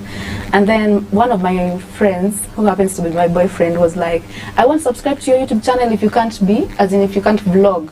You won't be blogging is like promoting other brands. So I be there on set. So that is how I started. Luckily he's a film student. He was a film student, so anaelewa hizi stuff za editing. Yeah. So and boom. You started. I started. What was your first video like? Or how do you create content? How do I create? How do you come up with the content you do? For YouTube, coming up with content is easy because most of us do things that are already done by other content creators. So just bring in your voice and your style of doing it. Yeah. So my first video I think was question and answer. It was a little bit easy because it was my younger sister actually recording the video. So I didn't have that tension. So the next time I was taking a video, I was talking about politics. I happened to abide at Murang University. So to buy? Yeah, but my party failed. Vice President. Oh, the VP of the university. But it happened, we lost the game against 3 to the other opponents. So I was talking about my political journey, and it's very scary. I know it's also scary with you when you're talking, kuongea peke yako, like just talking alone. Sometimes you're like, what am I even talking about? So I have to say it was very scary and challenging because I was also having a boyfriend who has done film. For film students, they consider perfection. Like you can't come live alafu una mess kiasi. So he wanted the best for me. That was a challenge that I experienced until I learned to compose myself on camera. So he trained you to be like the host? Yeah, he trained me. But initially you have to mess up. You know, for YouTube it's better because it's not a live it's not a live video. We can go back and always edit the mistakes that I did. It's about perfection. It's about perfection. So that's Charlene Odhiambo, and we want to listen in to some of the content she has done.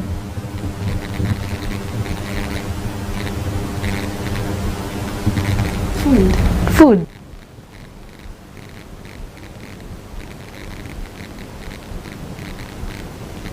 Hi guys, welcome back to my YouTube channel. My name is John Shali.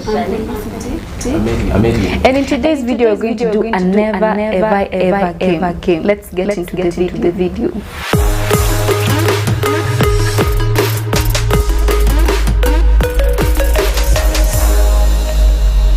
So the first never ever stolen anything. Of course, everyone has ever. What is it? Not everyone. Generalize.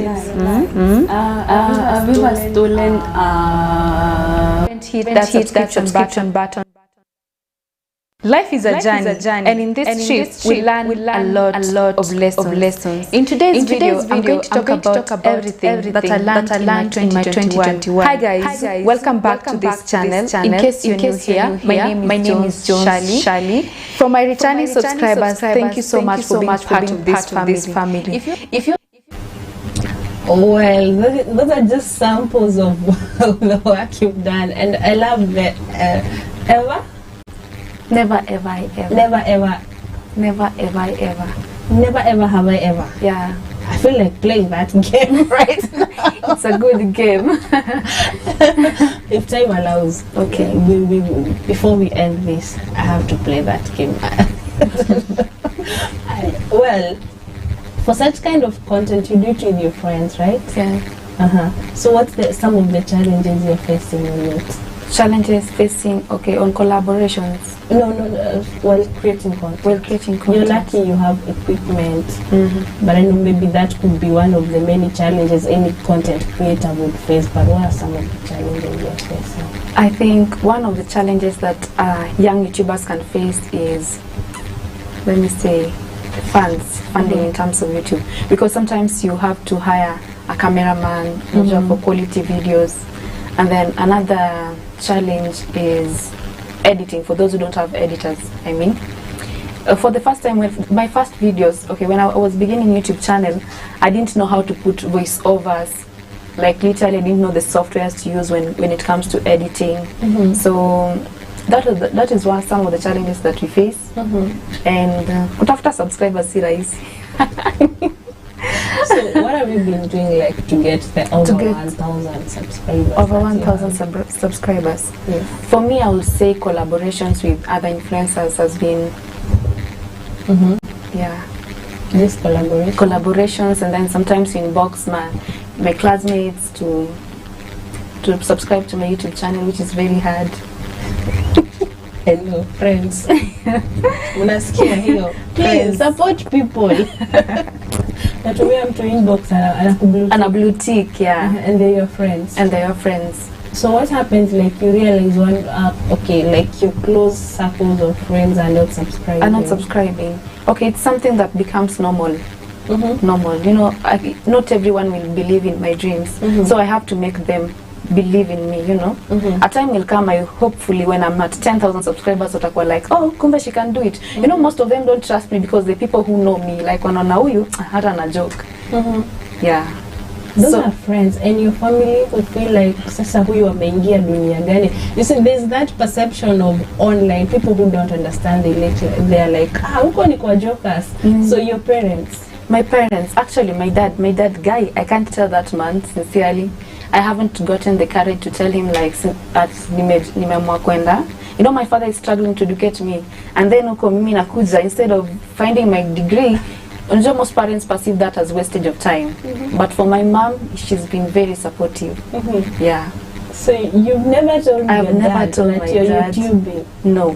What do you think his reaction? Maybe mom has told him, but what do you think his reaction will be when he finds out? What? I can't predict. I cannot. But so long as it's paying, I think I will tell him when the right time comes.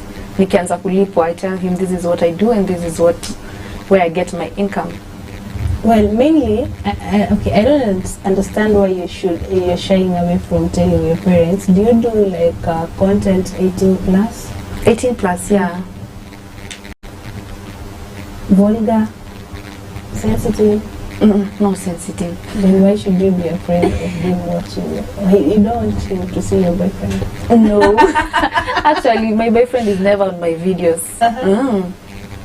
Wow. He's never on my videos. So it's not like seeing my boyfriend or not. I don't feel it's the right time for him to know. The first time I was telling my mom, he was like, just watching this video someone is being paid for, and she was like, I can't believe this. But lately I've made her believe that it also works. Kidogo siku hizi anaamini. So are you getting paid by YouTube? Not yet. Okay. All the best. You'll get there. It's a journey, definitely. Yeah. And to start it is the most, I think, difficult thing to do. And now that you have started, what keeps you going? What keeps me going is my dreams. You know, I'm so passionate about YouTube. I want to be self-employed. I can't imagine a 5 to 6 job. Oh my God, guy. It scares me. I don't know why. Yeah. So your dream is to be self-employed? Yeah, self-employment. Wow. Let's talk about the kind of content you do. You already told me that you do content with your friends. However, what is the dimension of your content? Do you have like specific kind of agenda with your YouTube channel? For now, I have to say, I can say, okay, my passion is lifestyle, beauty, and travel vlogs. But you realize travel and lifestyle, not travel and beauty is quite expensive. Buying makeup products, traveling to different destinations, it's quite expensive for students. So Majorly I'm focusing right now on lifestyle. Jason Takachini, I just film from my home and yeah. But with the time nikianza kulipwa, I will consider traveling. Yeah. So when in your mind when you started your YouTube channel, you're like, I want to start a traveling kind of vlog. Yes, I wanted a traveling, a fashion, beauty, lifestyle and travel. You know, and then along the way there are challenges that come with it. Yeah, and you have to shift on the cheaper one. So what is one of the best videos you've done and what was it about? Best. Guy, best. It's as if you're telling me among my best, which is my best. I can't tell my best video. Like, what is that one content you did and you're like, wow, I nailed it. And this one is 101%. Well, for content creators, it's hard to say so. Just as you watch a video and then it's perfect, and then the more you watch it, it's becoming boring for you. The more you watch yourself. So sincerely, I love all my videos. I think I did my best in all my videos. Yeah. And the trollers, how did you do them? Like those who come to the comment section and they're like, hey, you did nothing here. Should have done ABCD. How did you do them? And the haters. Luckily, haters come as in when you're already established. You know, and then I believe that if they hate you, you're doing it perfectly. So wow. But siwezi sema juu sijafika hiyo point ya trollers. Maybe it can lead to depression. You know, sometimes I sympathize with those who are being trolled. Can you handle it? Let's talk about that after the break. But if they are hating you, then you must be getting it right. So that is Charlene Odhiambo here on Let's Talk with Werimo on the Morning Dew Show here at Daesak TV. We take a short commercial break. We'll be back in a short while.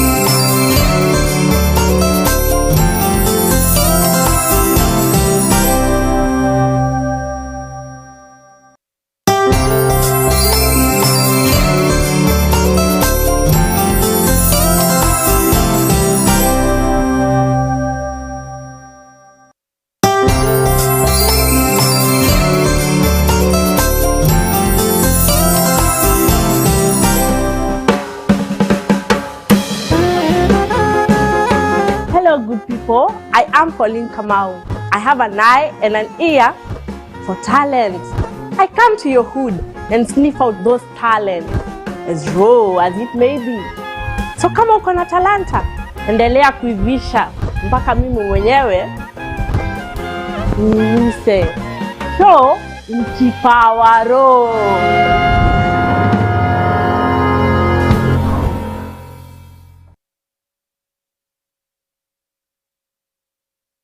Looking to unwind after a long day? Let's unwind together on Recap as we interact with fun guests. Unanipea mimi Masai Mutrumosima, unanipea wadudu na kuangalia macho. Discuss trending stories. How do you explain to your wife that babe nilikuwa nimeenda kazi nikarudi kama nimepigwa ngumi? And review peculiar memes. I'm not a thief. I don't support theft. Oh, acha tuvunje mifupa kama bado meno iko.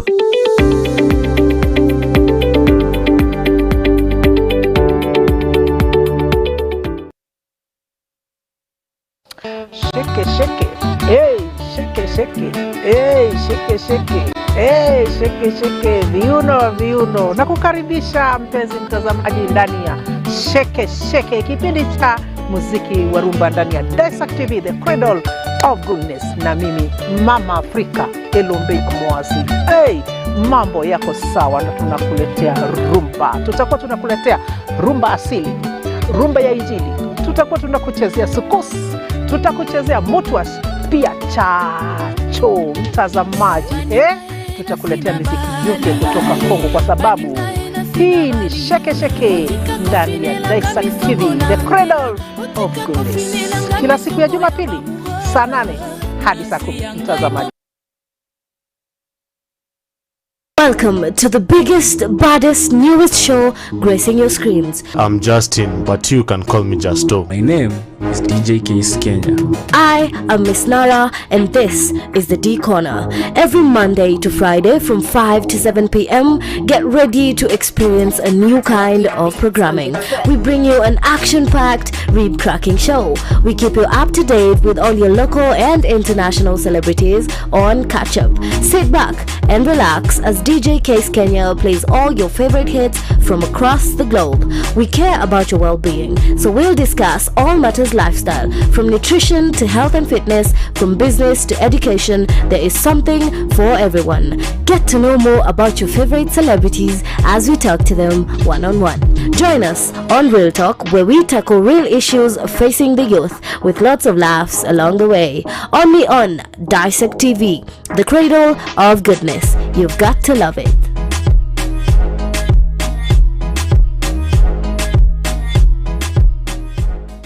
Culture constructs a sense of who we are as a society, as an individual, or as a nation, whereas art influences society by changing opinions, instilling values, and translating experience across time and space. Art transforms the world. Join me, Boni Gaidori, as I bring to you the craft in art and culture. Only at Daesak TV, the cradle of goodness.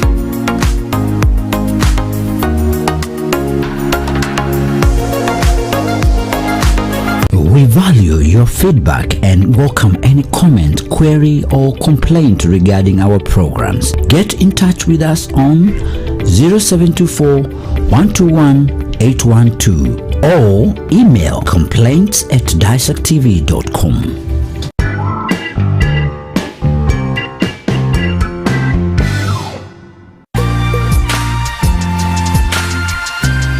You are watching Daesak TV, the cradle of goodness.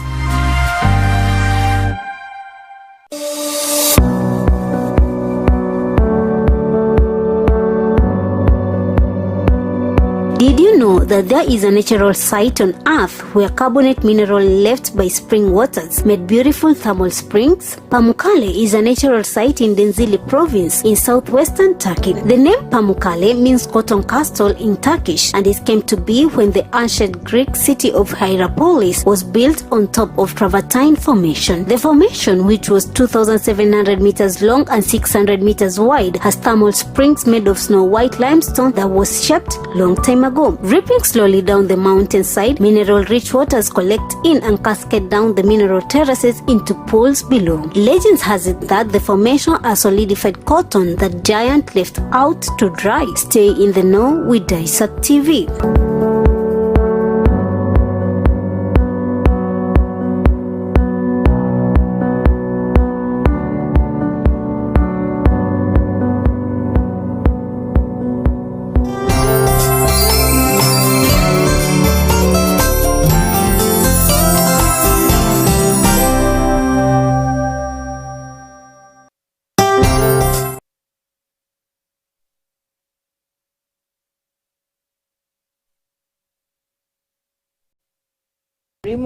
And the conversation today is about content creating or talent branding, a conversation that we had on Friday and decided to just continue with it. And I'm humbled to be having Charlene Othiambo, who is a YouTube content creator, just sharing with us her journey, how it has been, as well as encouraging you who is watching us and you would love to also start the journey. Welcome once again. Thank you. And I'm just wondering, or I'm just thinking, or I would love to know, while creating your content, like how do you plan for it? How do you decide it's weekly, daily? Content creation should be consistency, of which most of us atuangaliangi sana, because maybe you don't have the time, ama you can't afford financing the next shoot when it comes to cameraman. So for me, I have to say I have not been consistent enough, though I would advise anyone who is consistent to keep the consistency, because it pays finally. Yeah. So does it ever give you pressure? Pressure? No. I'm lately composed on camera, so na cartoon. And then the fact that I don't edit, so it doesn't give me a lot of pressure. You know, the pressure comes when you have to then edit a lot of videos. But in my case, someone else edits for me. And socially? Socially, no. Like that feeling, oh, I'm in school and famous. It doesn't down me. It has never gotten to like, hey, you should know I'm the celeb here. You know, but there's a day I met my subscriber, and then he was like, Shirley Jones, you know, someone that you don't know. For the first time I felt maybe I'm almost an influencer. But it does not down me. It can't affect me academically. Yeah. And socially with your friends, how do they feel about you? My friends are actually very proud of me. They give me moral support, and that is what is important. You know. I want you to look into that camera and talk to that person who is watching you and thinking, one day I want to be a YouTuber. Well, I would like to tell you to follow your dreams passionately, work hard towards it, and I will tell you that no one understands how you feel about your dream. So it's you who feels, it's you who has the urge, the thirst towards your dreams. So keep on pressing on, sacrifice what you have to sacrifice, and one day it will pay off. Yeah. So right now you are at how many subscribers? I'm at 1,496, I guess. 400 and something. Wow. Yeah. That's a lot. It's not a lot. Well, people have in like a what period of time? I started my YouTube channel back in 2020 during COVID. Yeah. So it's been 2 years. It's a lot of people. If right now we dropped 1,000 people here, you'd realize how much that is. Yeah. It's a good number. It's a lot of people. Yeah. So I'm also thinking of, you've talked about consistency. What should be your brand like when doing that? Is there a specific way that I, as a content creator, I have to be like for people to like me? Yeah, I feel so. What makes you different from the other? There are a lot of YouTubers outside here, but why not watch other channels and come to my channel? I believe that it's about being you know. If I don't be Shirley, then who is gonna leave me, you know? So I have to bring the best out of me. Just be you and brand yourself in terms of what would you want people to perceive you of. Yeah. Let's talk about the Shirley Jones YouTube channel. What is that one thing that you know makes people watch you? One thing that makes people watch me? Yes. Maybe because I'm me. Because you're you. Yeah. There's someone who's just in love with my personality, and that's it. You know, people are in love with different things. Mtu utapata ako hapo because mapua yako tu kana nice differently, or maybe how you speak, you know, or maybe the topics you discuss. Yeah. Different viewers with different perceptions. And there was the topic about topics.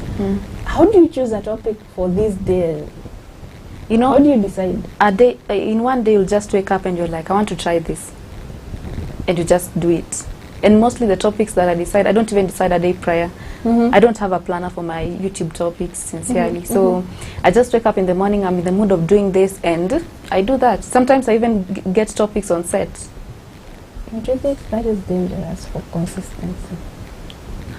It's not dangerous, because the moment you think about it, like, you are always in the mood. For instance, if you think about a topic a week before it, utafika huko, you're not even in the mood of producing the content. Yeah. So for me, it's always instant. Away from YouTube, are you creating other content maybe on TikTok? On TikTok, Other yeah. socials? I create a lot of content on TikTok. Facebook, not that much, maybe post. And then Instagram also not that much posting. So I know there's someone watching you and they would love to follow you. So tell them where they can find you.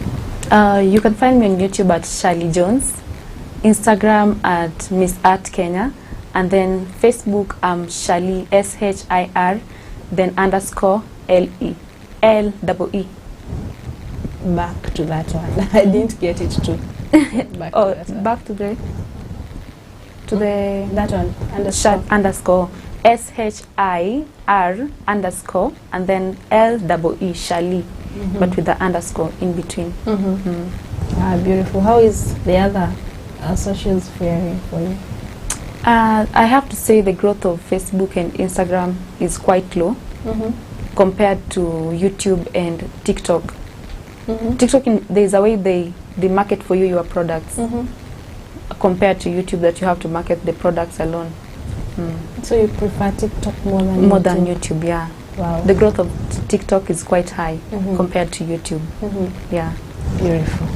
That's Charlene Odhiambo here on Let's Talk with Wairimu. If by any chance I'm sure you've gotten her handles, and a lot of you, I know you want to follow her, so go there. It's Charlene Jones on YouTube. Subscribe. I always tell you that the only way you can support an artist is by following them on YouTube, following them on social medias, and that is the only kind of way we could support one another. So let's do it for her, and I'm sure with that we'll be giving you a notch higher, right? So do you want to give a shout out to someone before I let you go? Yeah, I would like to give a shout out to people who've been supportive to me. My first shout out is to Maurice Nelson. He's my editor. Boyfriend? And a boyfriend. I would also like to give a shout out to Rogers Kenya. He's a content creator. He's been supportive. And to my fans, I love you so much. Do you ever fight with your boyfriend over like anakwambia mimi nitakuacha ujue utatafuta editor? A lot of times, yeah, a lot of, not threats, in terms of, sometimes I want my videos to be in a specific way. Like for us ladies, we are comfortable with filters. When you take a picture, you want a lot of filters, and then he says that is not professional. In terms of editing, anatomy, anasema like it has to be professional. So what I want and what he wants sometimes is different, and we argue about it, but at the end of the day we have to come back and settle on one thing. Thank you so much to that boyfriend for supporting you. I know a lot more who didn't do that. So that's it on Let's Talk with Wairimu. The conversation was about YouTube content creation, YouTube and other socials. And just to remind you that if you would love any drink, any time of the day, that drink should be water, and if you choose water, then it should be Regis Premium Water to quench your throat and to make sure that you are hydrated all through. Thank you so much. I'll be back in a short while with Kelvin.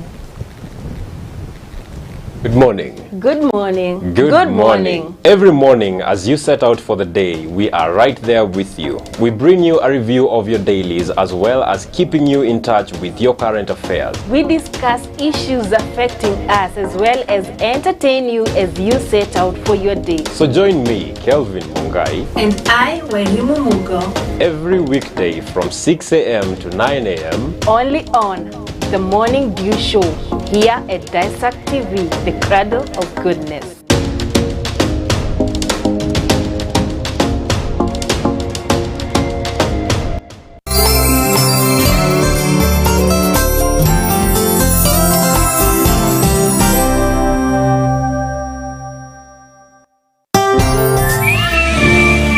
Do you believe in love at first sight? Two different people, two different lives. Jack, a hero pilot, he has everything he has ever wanted. But with a past he'd rather forget. On the other hand, Olivia is a teacher, kind, loving, but not in a time. Two strangers cross paths. Unknown to them, their lives are just about to change.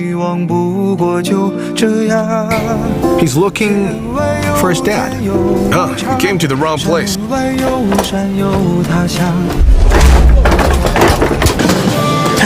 Hey Jack! Wake up! Jack is now faced with the challenge of raising a troublesome son. Compromises need to be made. Give me a Band-Aid, please! Hurry! Get on board. Let's travel and unravel this love mystery. Don't miss Opo Monday to Thursday from 8 to 9 p.m. only on Daesak TV, the cradle of goodness.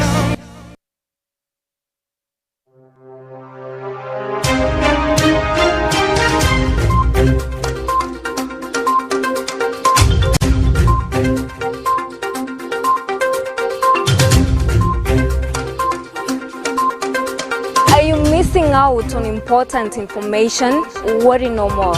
Here at the Daesak News Desk, we bring you up to speed with authoritative, unbiased and factual news as it happens. Our team goes into the heart of the story and brings it to you with professionalism, credibility, balance and realness. I am Boni Gaidori and this is the Daesak News Desk. I am Wanjiko Njoroge and this is the Daesak News Desk.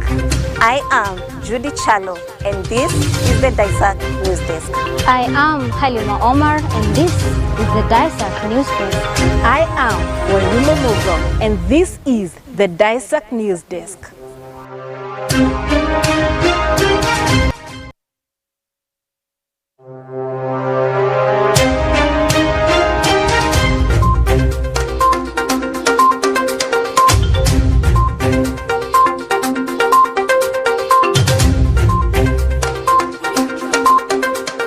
Mtazamaji, huu ni ukurasa mpya.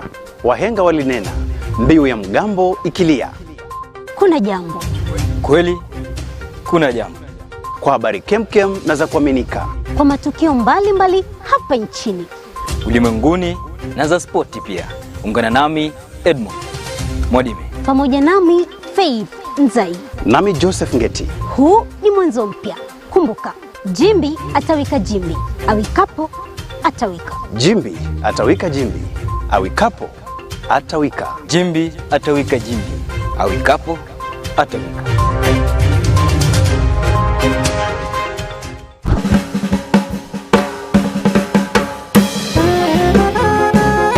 Hello good people, I am Pauline Kamau.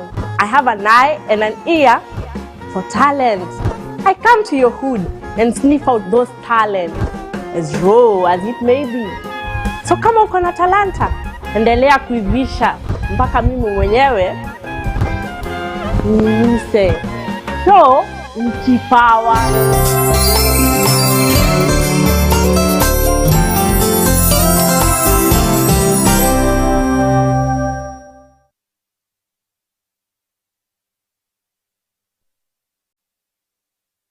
Daesak TV as a channel of choice. Thank you so much for choosing us to brighten your morning every day with the show Morning Dew. We've come to the end of the show. Thank you so much for anyone who wrote to us on our socials. That is Daesak TV on YouTube, yes, and all the socials. It's Daesak TV all over.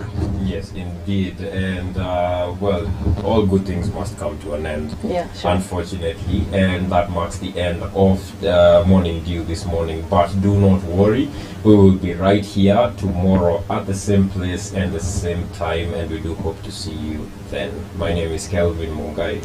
And I am Werumu Mugo. Thank you so much to the team that has enabled this show to come to you. Big up. Have a good day. See you tomorrow. Have a good day.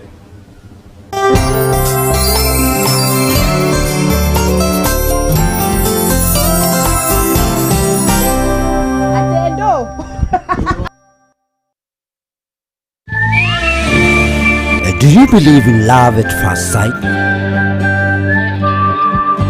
Two different people, two different lives. Jack, a hero pilot, He has everything he has ever wanted. But with a past he'd rather forget.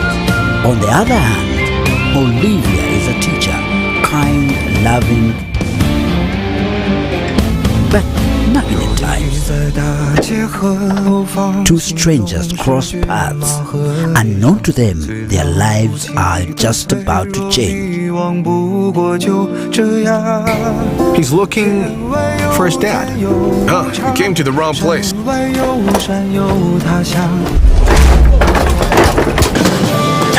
Hey, Jack! Wake up! Jack is now faced with the challenge of raising a troublesome son. Compromises need to be made. Give me a Band-Aid, please! Hurry! Get on board. Let's travel and unravel this love mystery. Don't miss Opal Monday to Thursday from 8 to 9 p.m. only on Daesak TV, the Cradle of Goodness.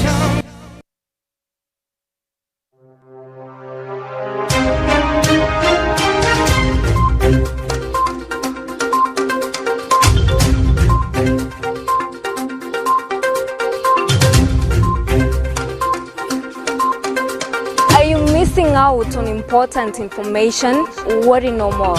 Here at the Daesak News Desk, we bring you up to speed with authoritative, unbiased and factual news as it happens. Our team goes into the heart of the story and brings it to you with professionalism, credibility, balance and realness. I am Boni Gaidori and this is the Daesak News Desk. I am Wanjiko Njoroge and this is the Daesak News Desk. I am Judy Chalo and this is the Daesak News Desk. I am Halima Omar and this is the Daesak News Desk. I am Wanyume Mugo and this is the Daesak News Desk.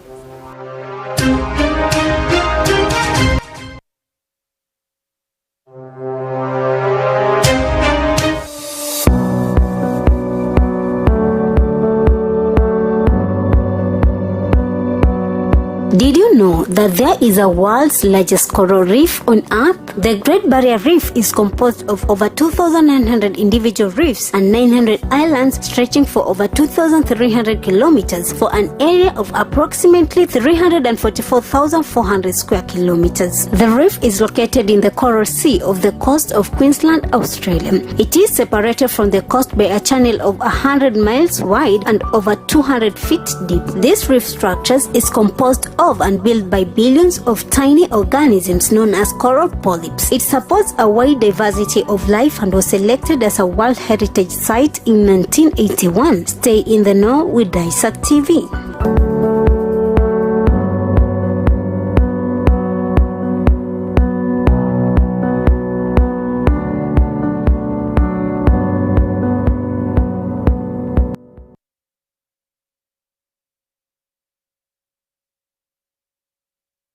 Culture constructs a sense of who we are as a society, as an individual, or as a nation, whereas art influences society by changing opinions, instilling values, and translating experience across time and space.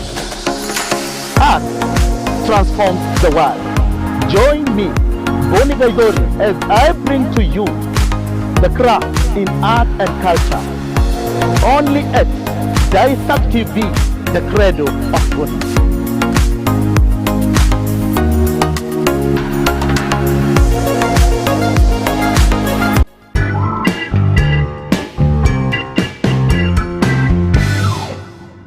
Bedlam ni dawa bora zaidi ya kuua kunguni. Ina uwezo wa kuua viwango vyote kutoka mayai hadi kunguni aliyekomaa. Haina harufu wala mwasho na inaweza kutumika mahali popote. Bedlam imeidhinishwa na Shirika la Afya Duniani WHO. Ipate kwa Agrovet karibu nawe. Kwa maelezo zaidi tumia nambari zifuatazo. Angamiza kunguni na Bedlam kutoka Kinagro.